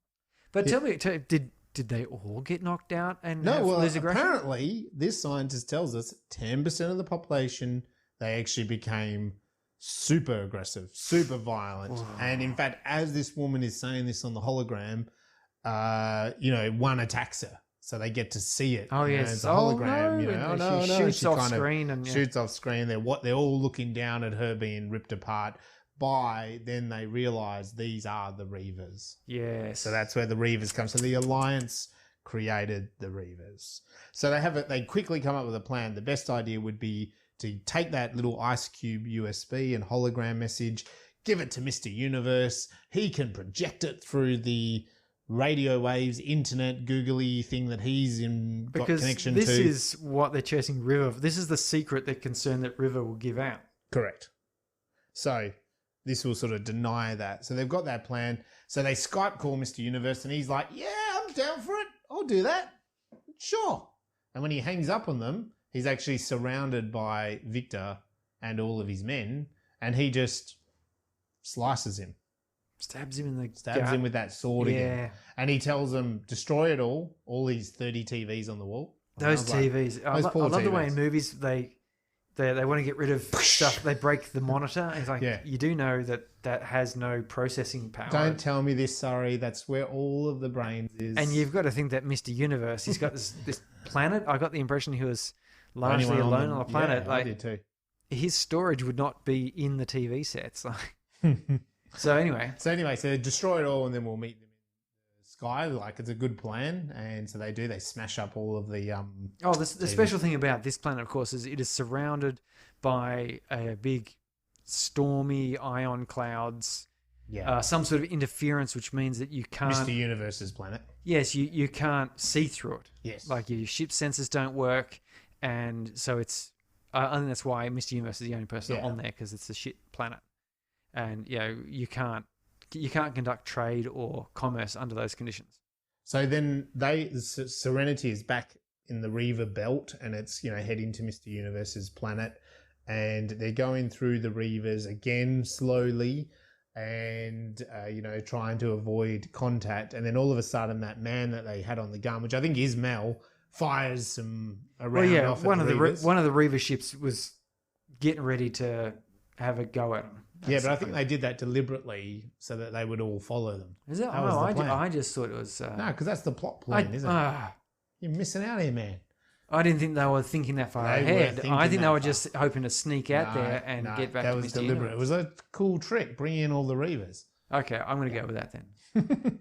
I'm going to edit this episode and go back and remove me being confused. No, totally. I can't believe you thought that wasn't just like the whole plan to start I saw with. it because he wasn't up there on the gun when they went through the first time. Okay. Right. So whereas on the return, he pops up and goes bam, bam, bam with the big old World War II cannon. Which, I mean, I won't even go into it. I'm not sure what the science would be behind that. But so then all the Reavers are chasing Serenity and they're coming towards this cloud. And of course, good old Victor with all these sophisticated ships is like, oh, here they come. We will just blow them to oblivion. Fools. And I will get my pay rise, whatever that will be. And A sword in the belly, probably. Probably. So then, they come out of the cloud and it's like, sir, Serenity's here. Okay, we'll launch an attack. And then with that, all the Reavers are coming out of the cloud, and they have kind of big ships and stuff. So it's a bit of a standoff. My ship's bigger than your ship. Crazy Diverse, the Reaver fleet. As we said before, it's all sorts of weird stuff. And basically, Serenity dodges, Victor's ship, and he's like, everyone's freaking out because they don't want to fight the Reavers, but it's a big battle scene between all these ships. Meters away from each other. They can't help it. They can't help it. They have to fire, and Victor tells them all to fire as much as they can. One Reaver, but that one they fired on, Serenity, keeps tracking them all the way, and they enter Mr. Universe's planet, and they kind of manage to outrun it, but then crash land because they've been shot upon and all that. And the ship gets a real long scene here of being kind of deliberately smashed up. The Serenity ship is really beaten up in that moment when it lands. And, bits are flung off, and I think they're trying to indicate that this is the finale now. Yeah, this is the finale, and it should have been, and that was fine. But they're all okay, even with this big smash bang crash battle scene. Yes, well, they're okay for a little while, and then they sort of take a collective breath, and with that, Mash is going to get out. Wash, not Mash, and he's fired upon with this massive something spear.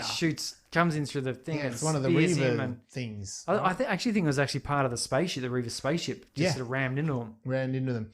So there's a couple of those, they're fired upon by the Reavers and all that sort of stuff.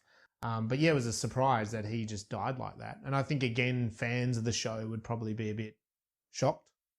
Yeah, main thing that shocked me was that the actor, Alan Tudyk. Oh, I hope his name is Tudyk. I just said that out loud and realised that maybe. I can't help but think that I've seen him in other shows as a bad guy. He has been a bad guy, yeah. I can't. Every time I see his face, I have this image of him Tudyk, yeah. being a bad guy, and so anyway, there you go. I think if you'd watch this series, you'd probably come to love him as a member of the crew. Yes, definitely. So they jump into kind of Mr. Universe places. The Reavers are kind of giving them chase, and they realize that probably the best plan is to hole them up, hole up in this kind of corner. Again, very Western. We'll hole up here. We'll keep the savages at bay, and it's a little bottleneck, and Mel can go on and execute the plan. Yeah. So it gives them a chance to kind of like try to get rid of as many Reavers and hopefully kind of take it back. Mel runs into Mr. Universe, finds him dead, but he's left a message with his love bot, and she reveals that there was a computer out the back that they didn't destroy. Yeah. And he's like... Yeah, just on top of the generator. Yeah. Energy source. Which, like you said, this guy's a super nerdy guy. His modem would be out the back, wouldn't it? Wouldn't that be the bit that you'd have to destroy? He would have backups. He'd have some sort of backup. Yeah. Honestly, how smart was Victor in this moment? So the Reavers attack, and there's a real fight to the death. There's a battle, there's shooting. They're shooting and shooting, and then, while they're doing that, I guess the Reavers start getting past the door, and Zoe is quite upset because her husband, I believe it was mentioned they were married. They weren't just lovers. She's getting in the whole revenge deal, so she's getting quite upset about it, and people going, no, you got to come back and join the line so we can actually do a proper defense. Yeah. So that's getting quite tense there, because it's starting to look a little bit hopeless there. Yeah, it's raising the stakes. Well, we're getting... Go for it. I was going to say, and then we cut to like this. The battle scene is then cut into Mel, who comes across the generator server, whatever you want to call it, backup, which has a Ninja Warrior style access process. Point, which is bizarre. He has to climb up to get to these chains that get you to a ladder on the roof to go across to the server modem backup system. And just about as he's about to do that, he bloody gets shot in the back by Victor. Bloody Victor. That's crazy. He just shoots him in the back. And so, and he actually mentions it. He's like, you shot me in the back. Again, that's very Western. I'm sure I have seen Clint Eastwood say that or something. Like someone will have said it. Like, you shot me in the back? You dirty. like that idea. Well, yeah, because Mel never shot anyone in the back. He was facing him. Again, that's a really good example of good versus bad, isn't it?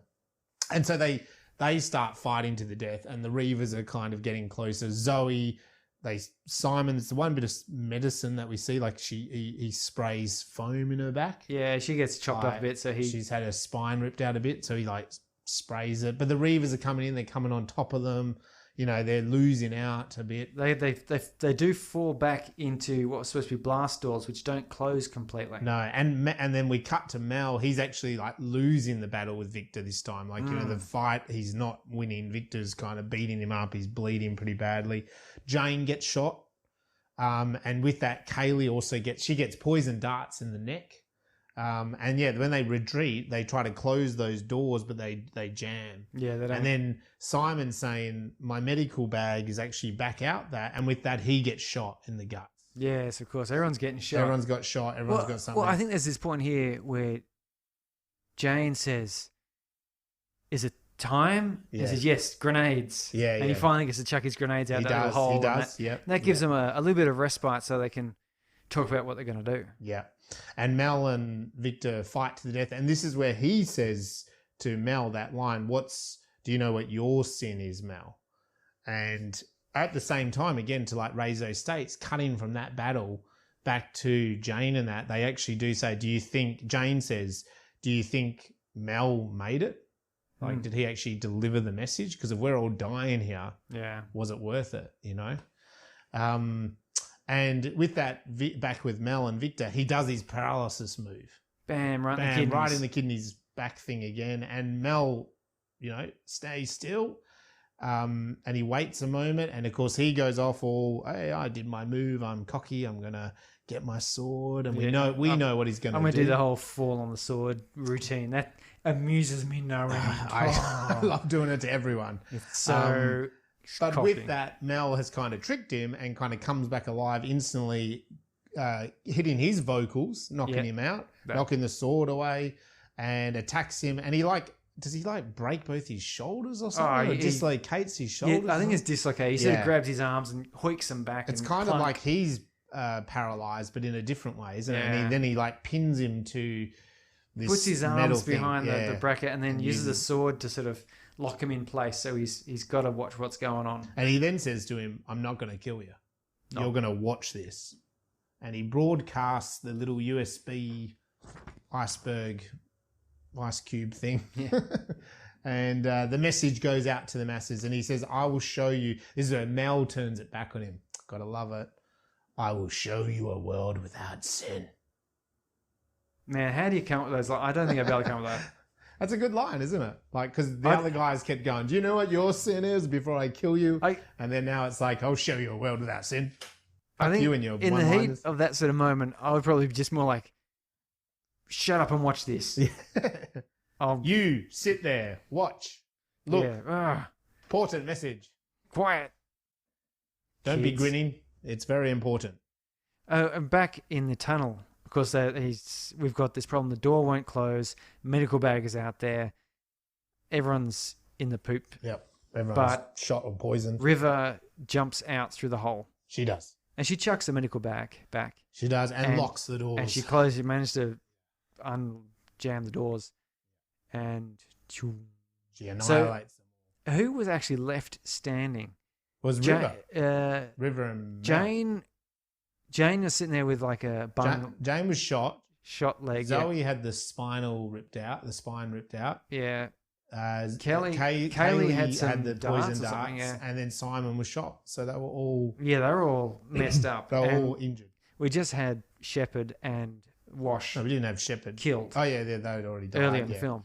Yeah. So at that point, you're going, well, they're really closing this season. Yeah. This series is being come to a close, isn't it? Anyway, she kicks butt, doesn't she? She's the perfect weapon. Yeah. And she kills them all. And Mel, well, we don't actually know. So she's kicking butt, and then Mel comes back down, and he's, where's River? And the door's open, and she's kicked them all. But then the soldiers come in.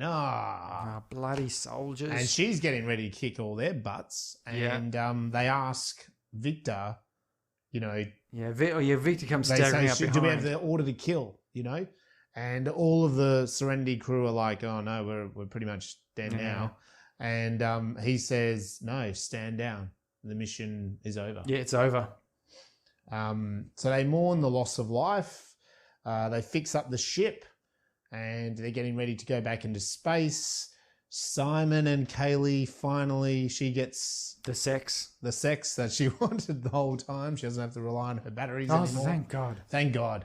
And I did want to I wanted to look into, because I heard someone saying that something about them and ladders in the series, that they're always around a ladder, and they get it on near a ladder in the movie. Yeah, but I don't know if that's the truth or not. So if you're out there, if you can let me know via our the episode we watched, media, it opened with they were standing Kaylee and Simon standing with a ladder. Yeah, so I've got a feeling there's something to do with ladders. So it'd be good if people could let us know what the hell that means.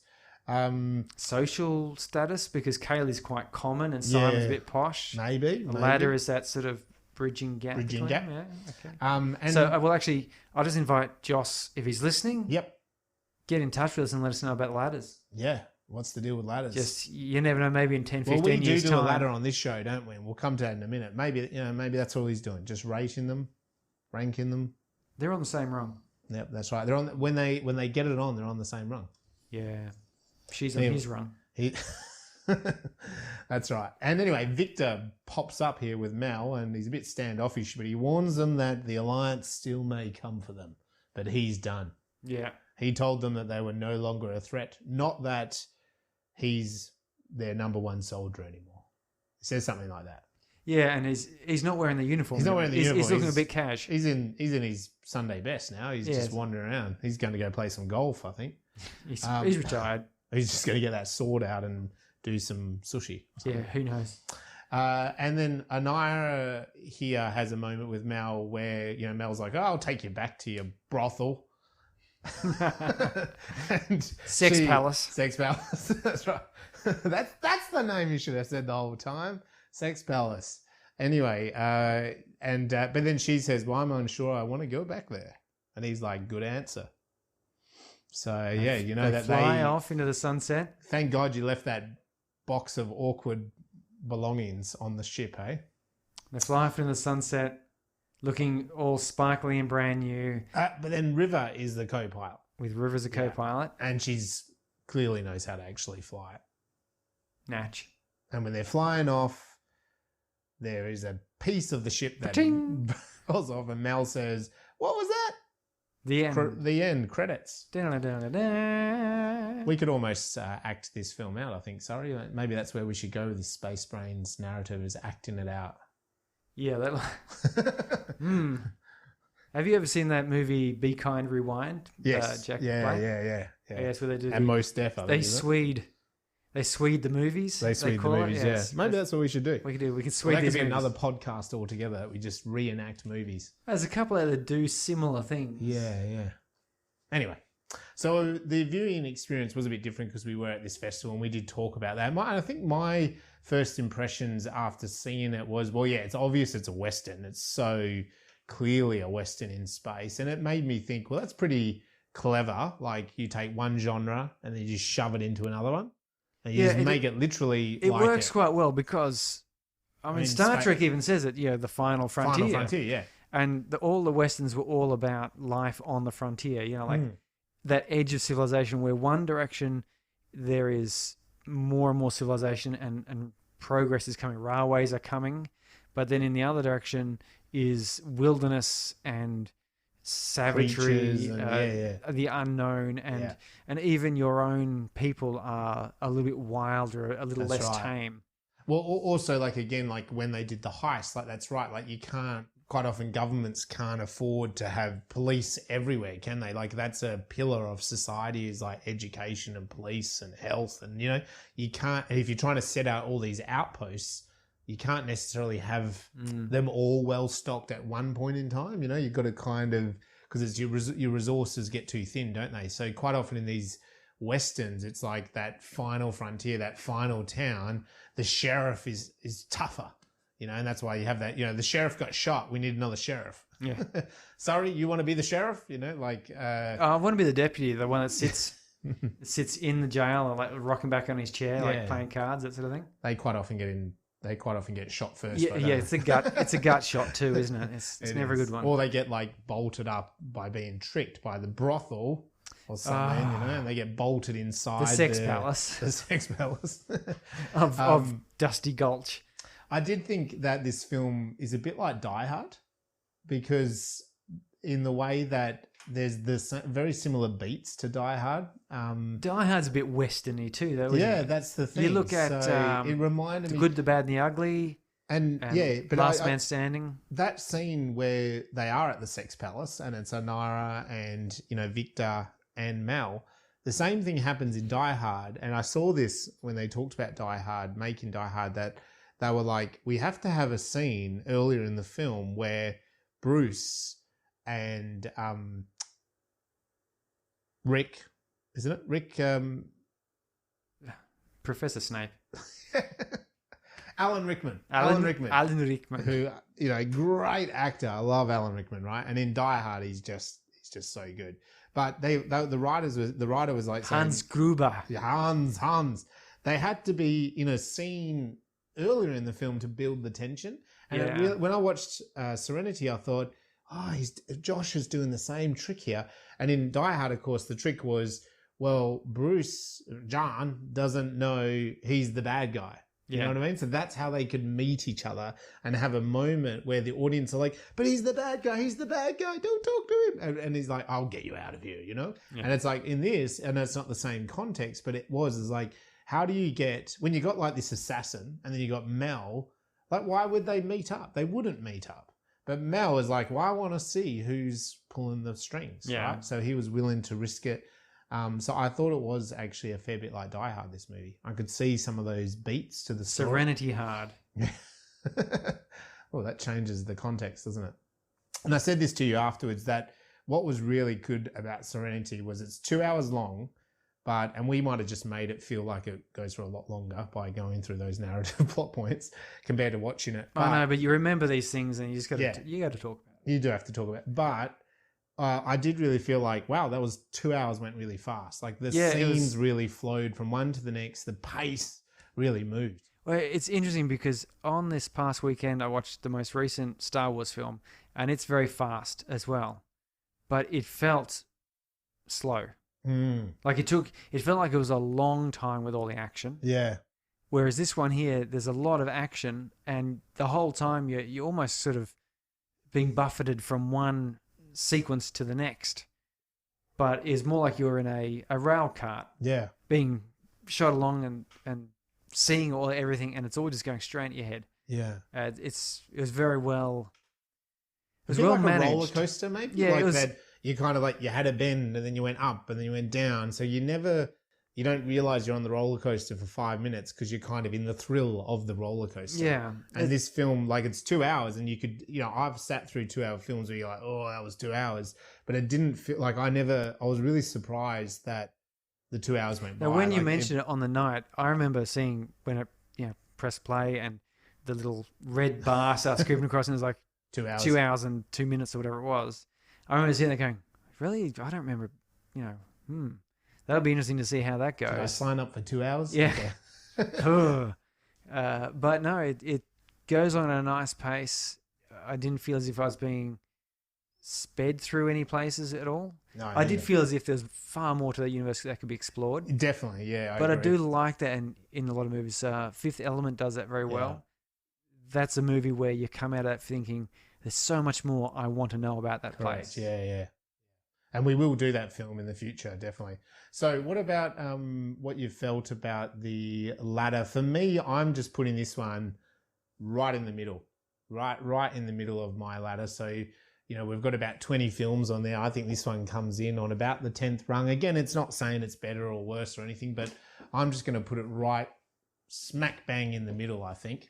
And the reason for that is I think it lives up to probably all of the expectations people expected from the TV show. For me, as someone that I guess I'm just walking in cold with everything, I kind of do think, you've got all these characters on a ship and then they're rescuing this girl, and it's a universe, sure, but I mean, I'm not sure if I was completely invested into that ship and those people to the same degree that maybe people that really followed the TV show. You could tell there's a lot of pre-work. Yeah. Which and like led we up said, to like Shepard dying, like to us in the movie, if you have never seen the TV show, if you just take the movie, yes, they go to him and Mel and him have a nice little, mentor kind of moment, but then the next time he's dead. It's not giving me much of a chance to kind of have a huge care factor about that. I don't think it actually points out in the film that he was a member of the crew No, for it doesn't. some It doesn't. considerable time. So that's what I mean. There's not a lot of context around the character. It's like, oh, okay, this guy has died and they care for him, but why do I majorly? I think it's middle, just above middle, and I would say the reason for that is the storytelling is quite well done. As you said, the pace goes great. through. The pace is great. The way the characters interact was very entertaining, and I was expecting that. I'm a fan of Joss, and I love, as we say, love the dialogue. Yeah, it did work very well, but yeah, it was clearly a small segment of what should have and could have been a lot larger. Yeah. And I mean, again, this is one of those things that, we had Lord of the Rings was like 1, 2, 3. Maybe a movie or a universe like this needs 3 films to kind of make it. Yeah, we could have had a bit more information about, the origin. Yeah, so how did they all get to be together on this Serenity and some of the adventures that bonded them as a crew? Yeah, I just think there's probably, even though we had that great, long tracking shot at the start of the film of these people, it was very much like, why should I be invested in these people? And I think if you were a fan, if you watched the TV show, you just automatically invested. Yeah. And maybe that was just the expectation is that you've seen the TV show. Well, I think having watched that episode before the movie helped with that. It did help. When Shepard turned up, I went, oh, that's right. Yeah. Shepard wasn't on the ship. Okay. Yeah, here he is. He's been dropped off here. So there was a bit of connection there. So it's quite good. It's an unusual way to go where you go from TV series to a movie. Yeah. Usually it's movie broken down to TV series. Yeah. But it was done quite well. I would like to see it more often. It worked well for the Next Gen series. That finished the TV series and they sort of made several movies about it. Teenage Mutant Ninja Turtles. Yeah, they got lots of different versions of the cartoon. They do, but then they made the movie versions. Got several movies, yeah. I've never watched them. Two different franchises. You really have to watch if you're a fan like me. I was a big fan of Turtles and the toy. That's the thing. I played the role playing game of it. Okay, that's where I know from. Okay, a bit more information about you. Sorry. Okay. Yeah. All right. I'm a nerd. But yeah, I was a big fan of them in the 80s and the 90s, and so those movies were like they stood out to me. And then I did watch the recent the recent version that came out 5 years ago or something. I watched that with my son, and it's just fun. Like it's not anything serious, but it's good fun. Yeah. But anyway, I'm diverging there. What about best scene, worst scene? What do you reckon? What's the scene that stood out? Best scene. One of the scenes that stood out for me is that opening flashback within a flashback within a video conference. Yeah, totally agree. Or, I reckon that was clever. It was just like because I was just watching and I was interested in the story. Yeah. The way it presented, the colonists and why do you think they don't like us? Oh, because we're telling them how to think and what to do. And no, we're not. We're helping them be civilized. You could have found out more about that, couldn't you? And you sort of, that's okay. That's an interesting take on, the tensions between these two groups. And then it flashes, oh, actually, no, it's this woman, probably her memories. Yeah. And she's sort of being interrogated or something. Yeah. And then there's an escape scene. Yeah. And then it's more and more and more. Assassin, it was just a great way of rolling it all in together, and it felt very fluid, felt natural. None of those scenes got to outlive their stay. No, it was just that point where you're getting just enough information from the school and so forth. And there was a bit of foreshadowing that there was going to be a breakout or something was going to happen because the Simon who was acting as a government official was sort of getting a bit more tension involved, well, what progress have you made? Why is this so good? And there's sort of this bit of standoff there, and so you knew something was going to happen, and then it did, and then before it sort of they got into the spaceship and flew away, and then you've got to have a scene that bridges that to, okay, now they're all just kind of sitting in the spaceship talking. It cut away. It's great. Brilliant scene. It was good cutaways. I loved that too myself. One that stood out to me was, and I kind of love this because I also love, apocalypse films and zombie apocalypse films, and just I love that idea of when you see cities deserted. So Planet Miranda.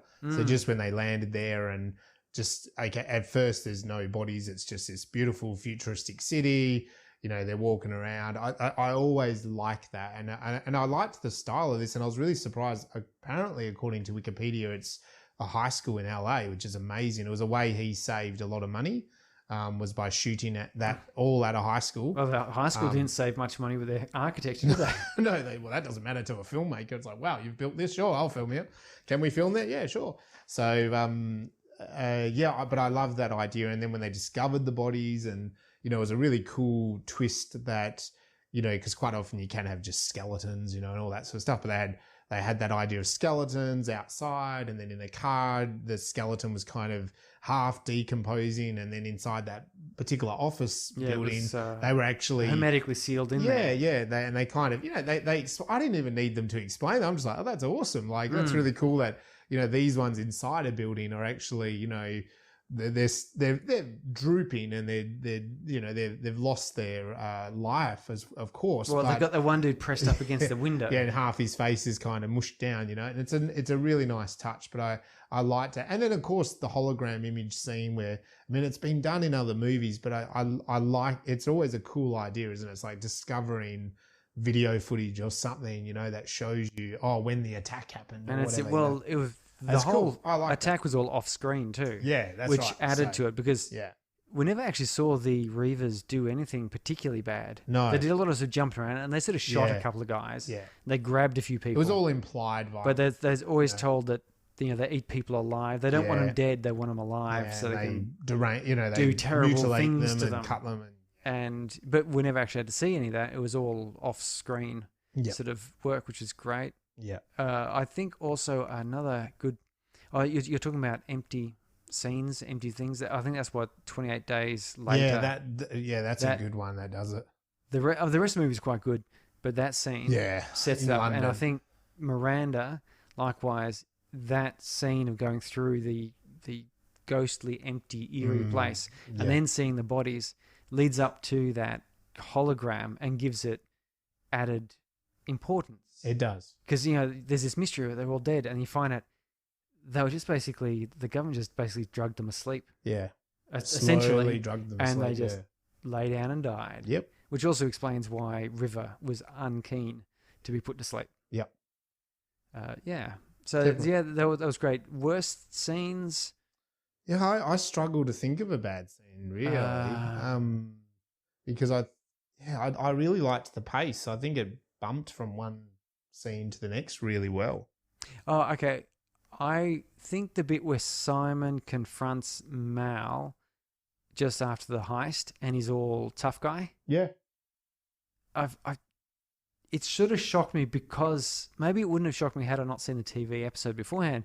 I saw the TV episode beforehand, and he was kind of a bit He was soft dorky and a bit dorky, yeah. He was like he was the tenderfoot. Yeah. He never. I don't think you'd ever would have stand up to him in the from TV the big show. city. But in the movie, he's sort of wearing, slightly tougher looking jumpsuit type of thing, and was a bit more keen-eyed, and sort of a bit his more eyes frowny, were more, focused and frowny. Yeah, so maybe because I'd seen the TV show and his character there, and I hadn't seen that was episode 7. I hadn't seen the 6 episodes afterwards. And I was just going to say, actually, probably what I said earlier with Zoe being a bit of a non-existent character in a way, like she was Wash's wife, kind of, or partner. Like, she didn't really stand on her own 2 feet. So I suppose to me, it's not so much a worse scene, but that was definitely something I thought it wasn't as strong as the other lacking, things, because she sort of had a few lines there just to sort of allow Mal to expose information. Yeah.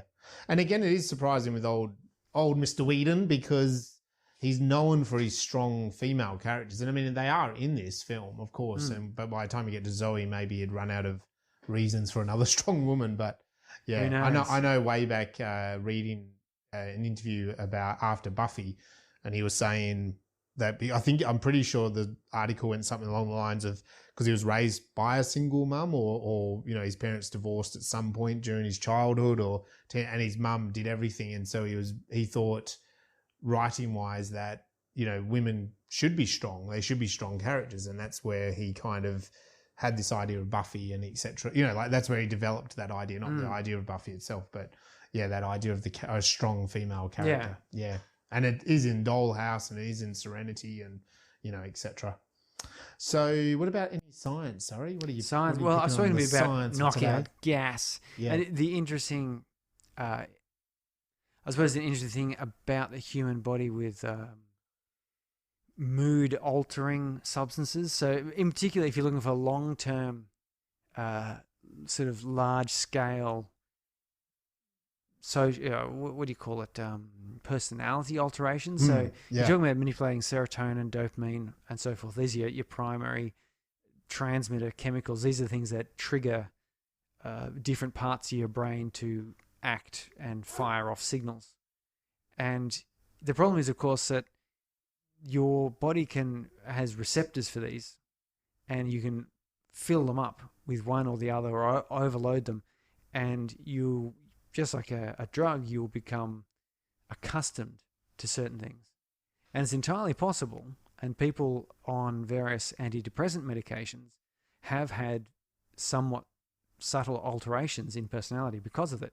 They've become, say, loss of appetite, like permanently loss of appetite, or gain in appetite, or loss of sexual libido, or a gain, like there's sort of this varying thing. So I could well imagine then if you go and spread something that's supposed to pacify people, which presumably would drop down, adrenaline levels, would reduce maybe some of the testosterone, some of the androgens amounts. First of all, your body will probably try and compensate, because we've got a thermostat system, which means that in order for it to remain effective, you have to up the dose. Yeah.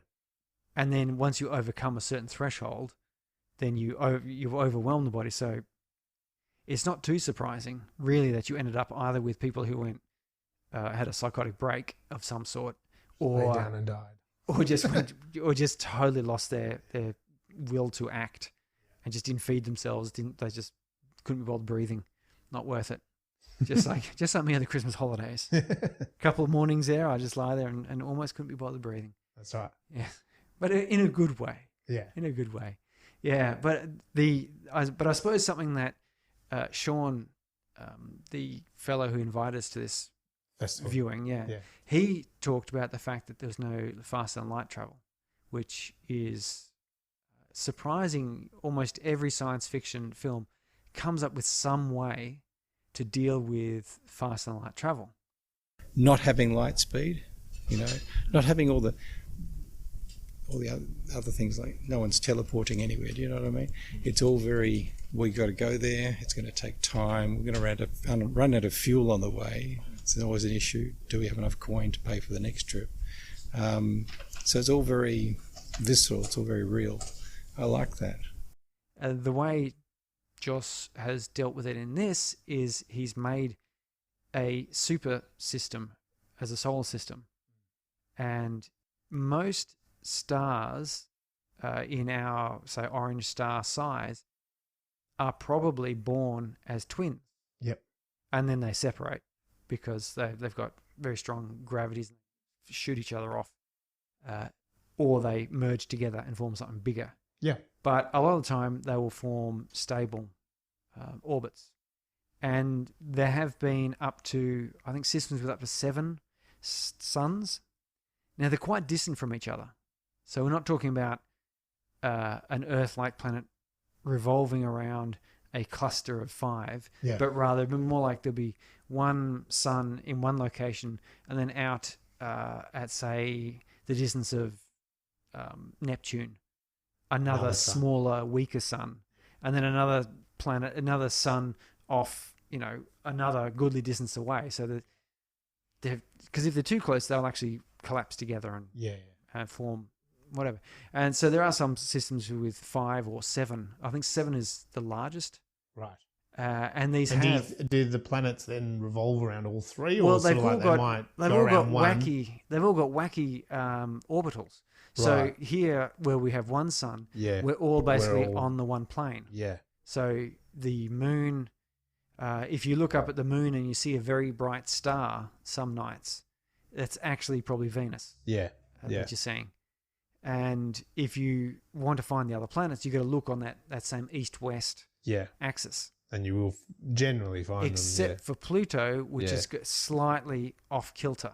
Yeah. Which is why it's thought that it's probably a captured satellite and not a true planet of our solar system. Right. So it could be an alien. But these systems which have multiple stars staying in gravitational sort of relationships, they don't have a nice, neat plane like that. They have them all off in weird angles. Yeah. And and that's been observed. And so that's where this star cluster that they're around, I think there's one 7-star system about 40 light years away from Earth. Yeah, right. So it could be that that's what this was based on. and there's some like 25 planets or something in this system. So it's a really good idea, and I quite like it because it does get around. Okay, you don't need faster than light. No.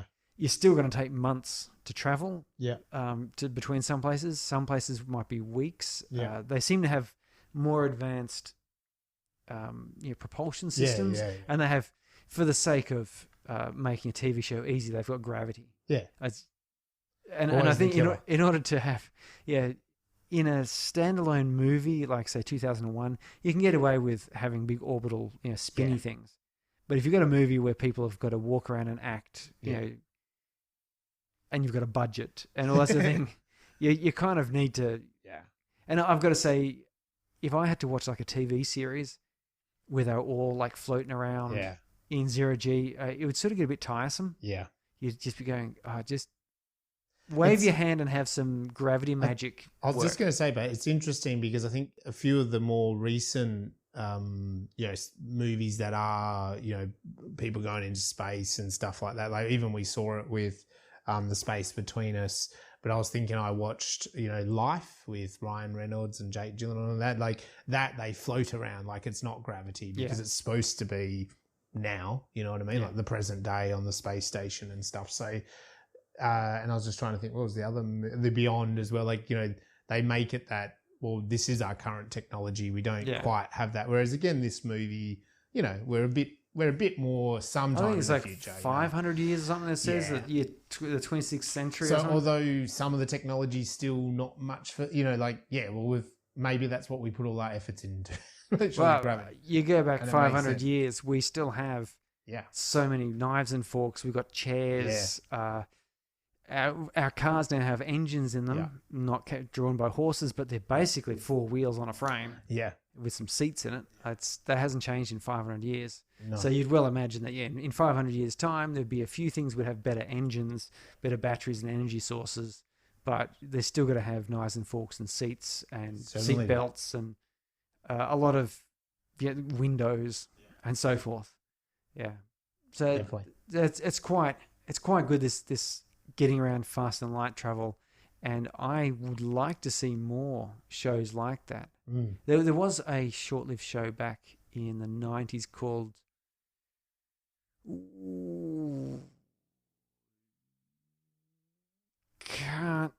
SV1 submersible vehicle. It was about a submarine in our ocean, Earth, like a futuristic Earth, and we had colonized parts of the ocean. Oh, right. Because we needed more food and mining minerals and so forth, and we hadn't successfully really gotten off the planet. So it was basically Star Trek in the ocean. Right. And they were on board this big submarine, and the submarine's job was essentially it was a research vessel, but it was also did checkups on research stations, and so that was much the same sort of thing, where it would take days to go, or in some cases weeks to go from location to location, and they just sort of sail about the place, having adventures and dispensing wisdom. Similar idea, but I like the idea that Firefly has, and I can't think of any other movie or show that has had a similar thing, except for this submarine one, but that was sort of underwater, where they've gotten around fast and light travel by saying, well, you can't do it. Yeah. But here's a way we can have multiple planets and different governments and different stars and all this sort of science fiction complexity of space travel without having to speed of light, come up with some sort of hand wave about subspace transport. Because as soon as you start doing that, and Star Trek suffers a bit from this, you start getting this magic or this Deus Ex Machina effect where you can just basically have someone go, oh, we'll inverse the polarity of the proton splifflewonks and defeat something, and you kind of go, well, okay, never heard of that before. Sure. Yeah, that's right. Yeah. I mean, you can do everything else. Yeah. Yeah. Yeah, definitely. And it's funny because that, I agree, makes the world seem more believable. And I think that's what, was spoken about that grittiness of the fact that in Serenity's and Firefly's world is that the ships don't go that fast. they still use guns with bullets. You know, they don't have the lasers and stuff like that. Yeah, they're not that's sabers and stuff like. So yeah, as you said, the propulsion's obviously a lot faster, but because they only jumping from one planet to the next. I mean, yeah, maybe it is just a couple of days. You know, and so even with your writing of the story, well, that's the magic of movies, isn't it? Like it's like us. If we were a TV show saying we're going to go from Perth to Sydney. You know, like, and we're going to drive there. It's going to take us 2 days non-stop, but, well, we can just be there in the next shot, can't we? Yeah. You know, and people are like, oh, yeah, well, that's believable. But the important point being is you don't get the magical escape. No, that's right. You can't go, if we just get to warp speed, off we pop. And you don't have people suddenly appearing either. It's like, oh, we need help. Well, the nearest station is weeks away. So we're kind of on our own. We're going to have to deal with things ourselves. And I guess it goes back to not only the Western idea, but maybe more of that, you know, the colonial times of ships, you know, that it would take so many weeks. You know, England to Australia was months, wasn't it? It was like 3 months or something, I think, they used to take people on the ship. Holy moly. Have you watched that movie Master and Commander? Yeah. Yeah, that's got a really great bit where they get all dinged up from a battle. Yeah. And they heave up on Madagascar or Africa or something. Yeah. And they literally go out, chop down trees, start cleaning them up, make new masts. Yeah, that's right. You know, and it takes weeks of chop, and they've got to go out hunting and gathering fresh water.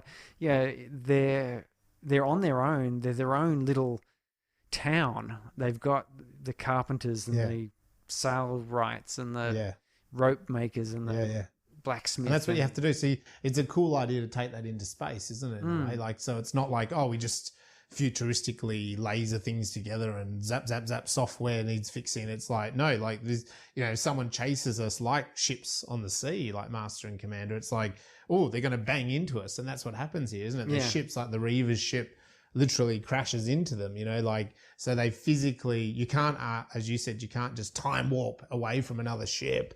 Oh, we're more powerful than you. It's like, oh, they're on our tail.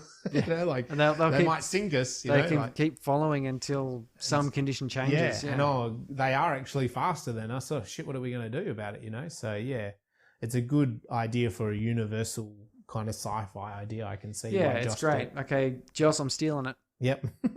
So you're stealing the opening and you're stealing that concept. My God. I'm just going to make a reboot of Firefly. Firefly. Go for it. Done. Sold. So look, I'm not going to talk too much about the technicalities because I think we've covered it tonight. And to be honest, like, and this isn't a downfall of it, I think the fact that it's come from TV, this film is really fast paced, and that's what's great about it. The dialogue's really great, but I didn't really see much in cinematography and lighting and editing that really stood out in a film wise. No, just that opening sequence, that idea. Well, that was a clever idea, but otherwise, as I said, like there's that really long tracking shot, but otherwise, I mean, it does everything according to the rules, but there wasn't anything that really stood out. Except for then symbolically we have this idea of probably a Western in space, you know, which again, I think we've covered lots tonight. So I don't really want to just rehash stuff. So yeah, I'm not really going to, I think I'm just going to move on from that. I think we've really gone into it. We often do break down a bit. In the, we do. And that's fine. That's fine. And as narrative wise, I think that is really good in this film is just the strength of the overall narrative. You know, it's a really strong plot point. So yeah, we'll move on. Let us know what you thought about Serenity, and seeing how there is so many fans out there, it'd be great for them to get on our Twitter feed and just go nuts at every mistake we've made, everything that we're wrong about, everything that Whedon, you know, apparently proposed about, you know, the future of governments. And tell us why it is that Firefly should not have been cancelled, because I saw that one episode and it was entertaining. It was nice characters and so forth. Was the budget too high for what they were getting back?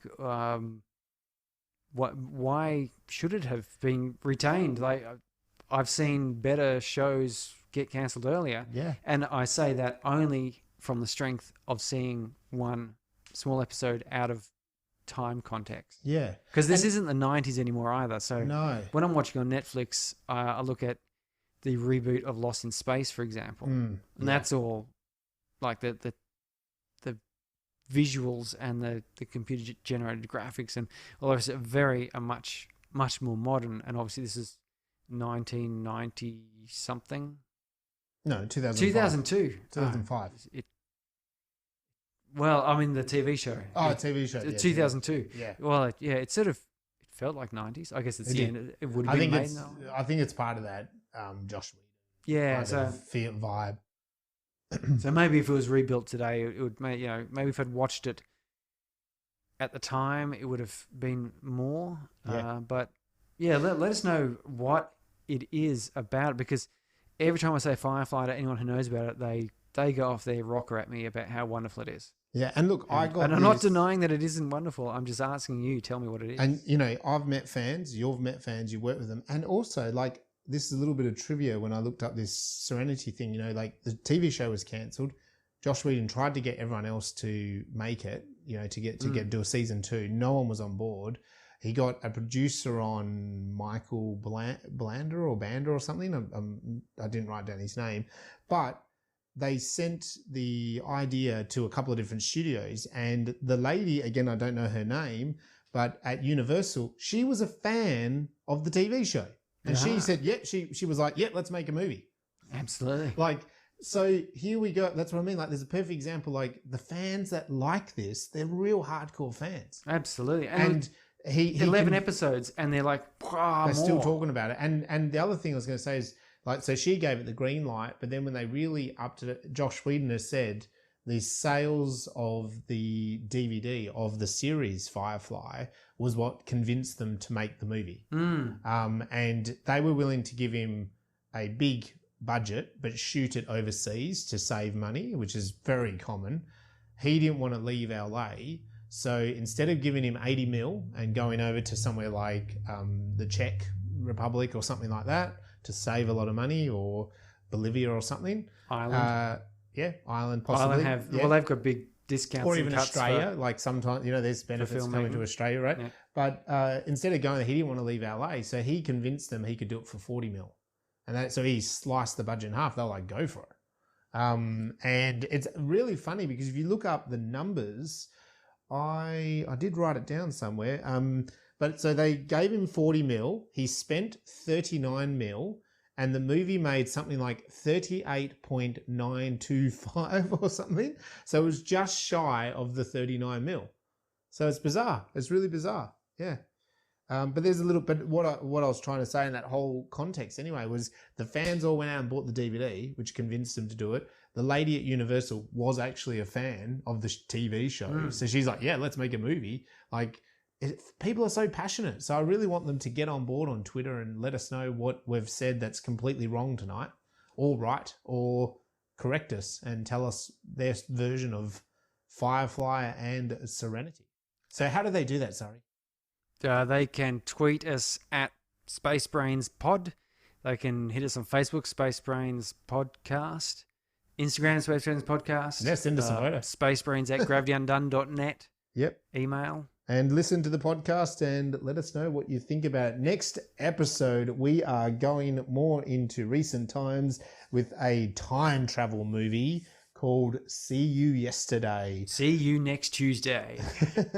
And I've got to say, you got to watch this. We did Back to the Future, and there is a little cameo in this movie. I'm not going to give anything away. Oh my God. But there's a cameo in the first 5 or so minutes that makes this movie just worth watching for that, I've got to say. Okay. Right? So we will be talking about that next week. Check us out on Twitter, Instagram, and Facebook. And for tonight, that is Serenity. Serenity out. Serenity now. See ya.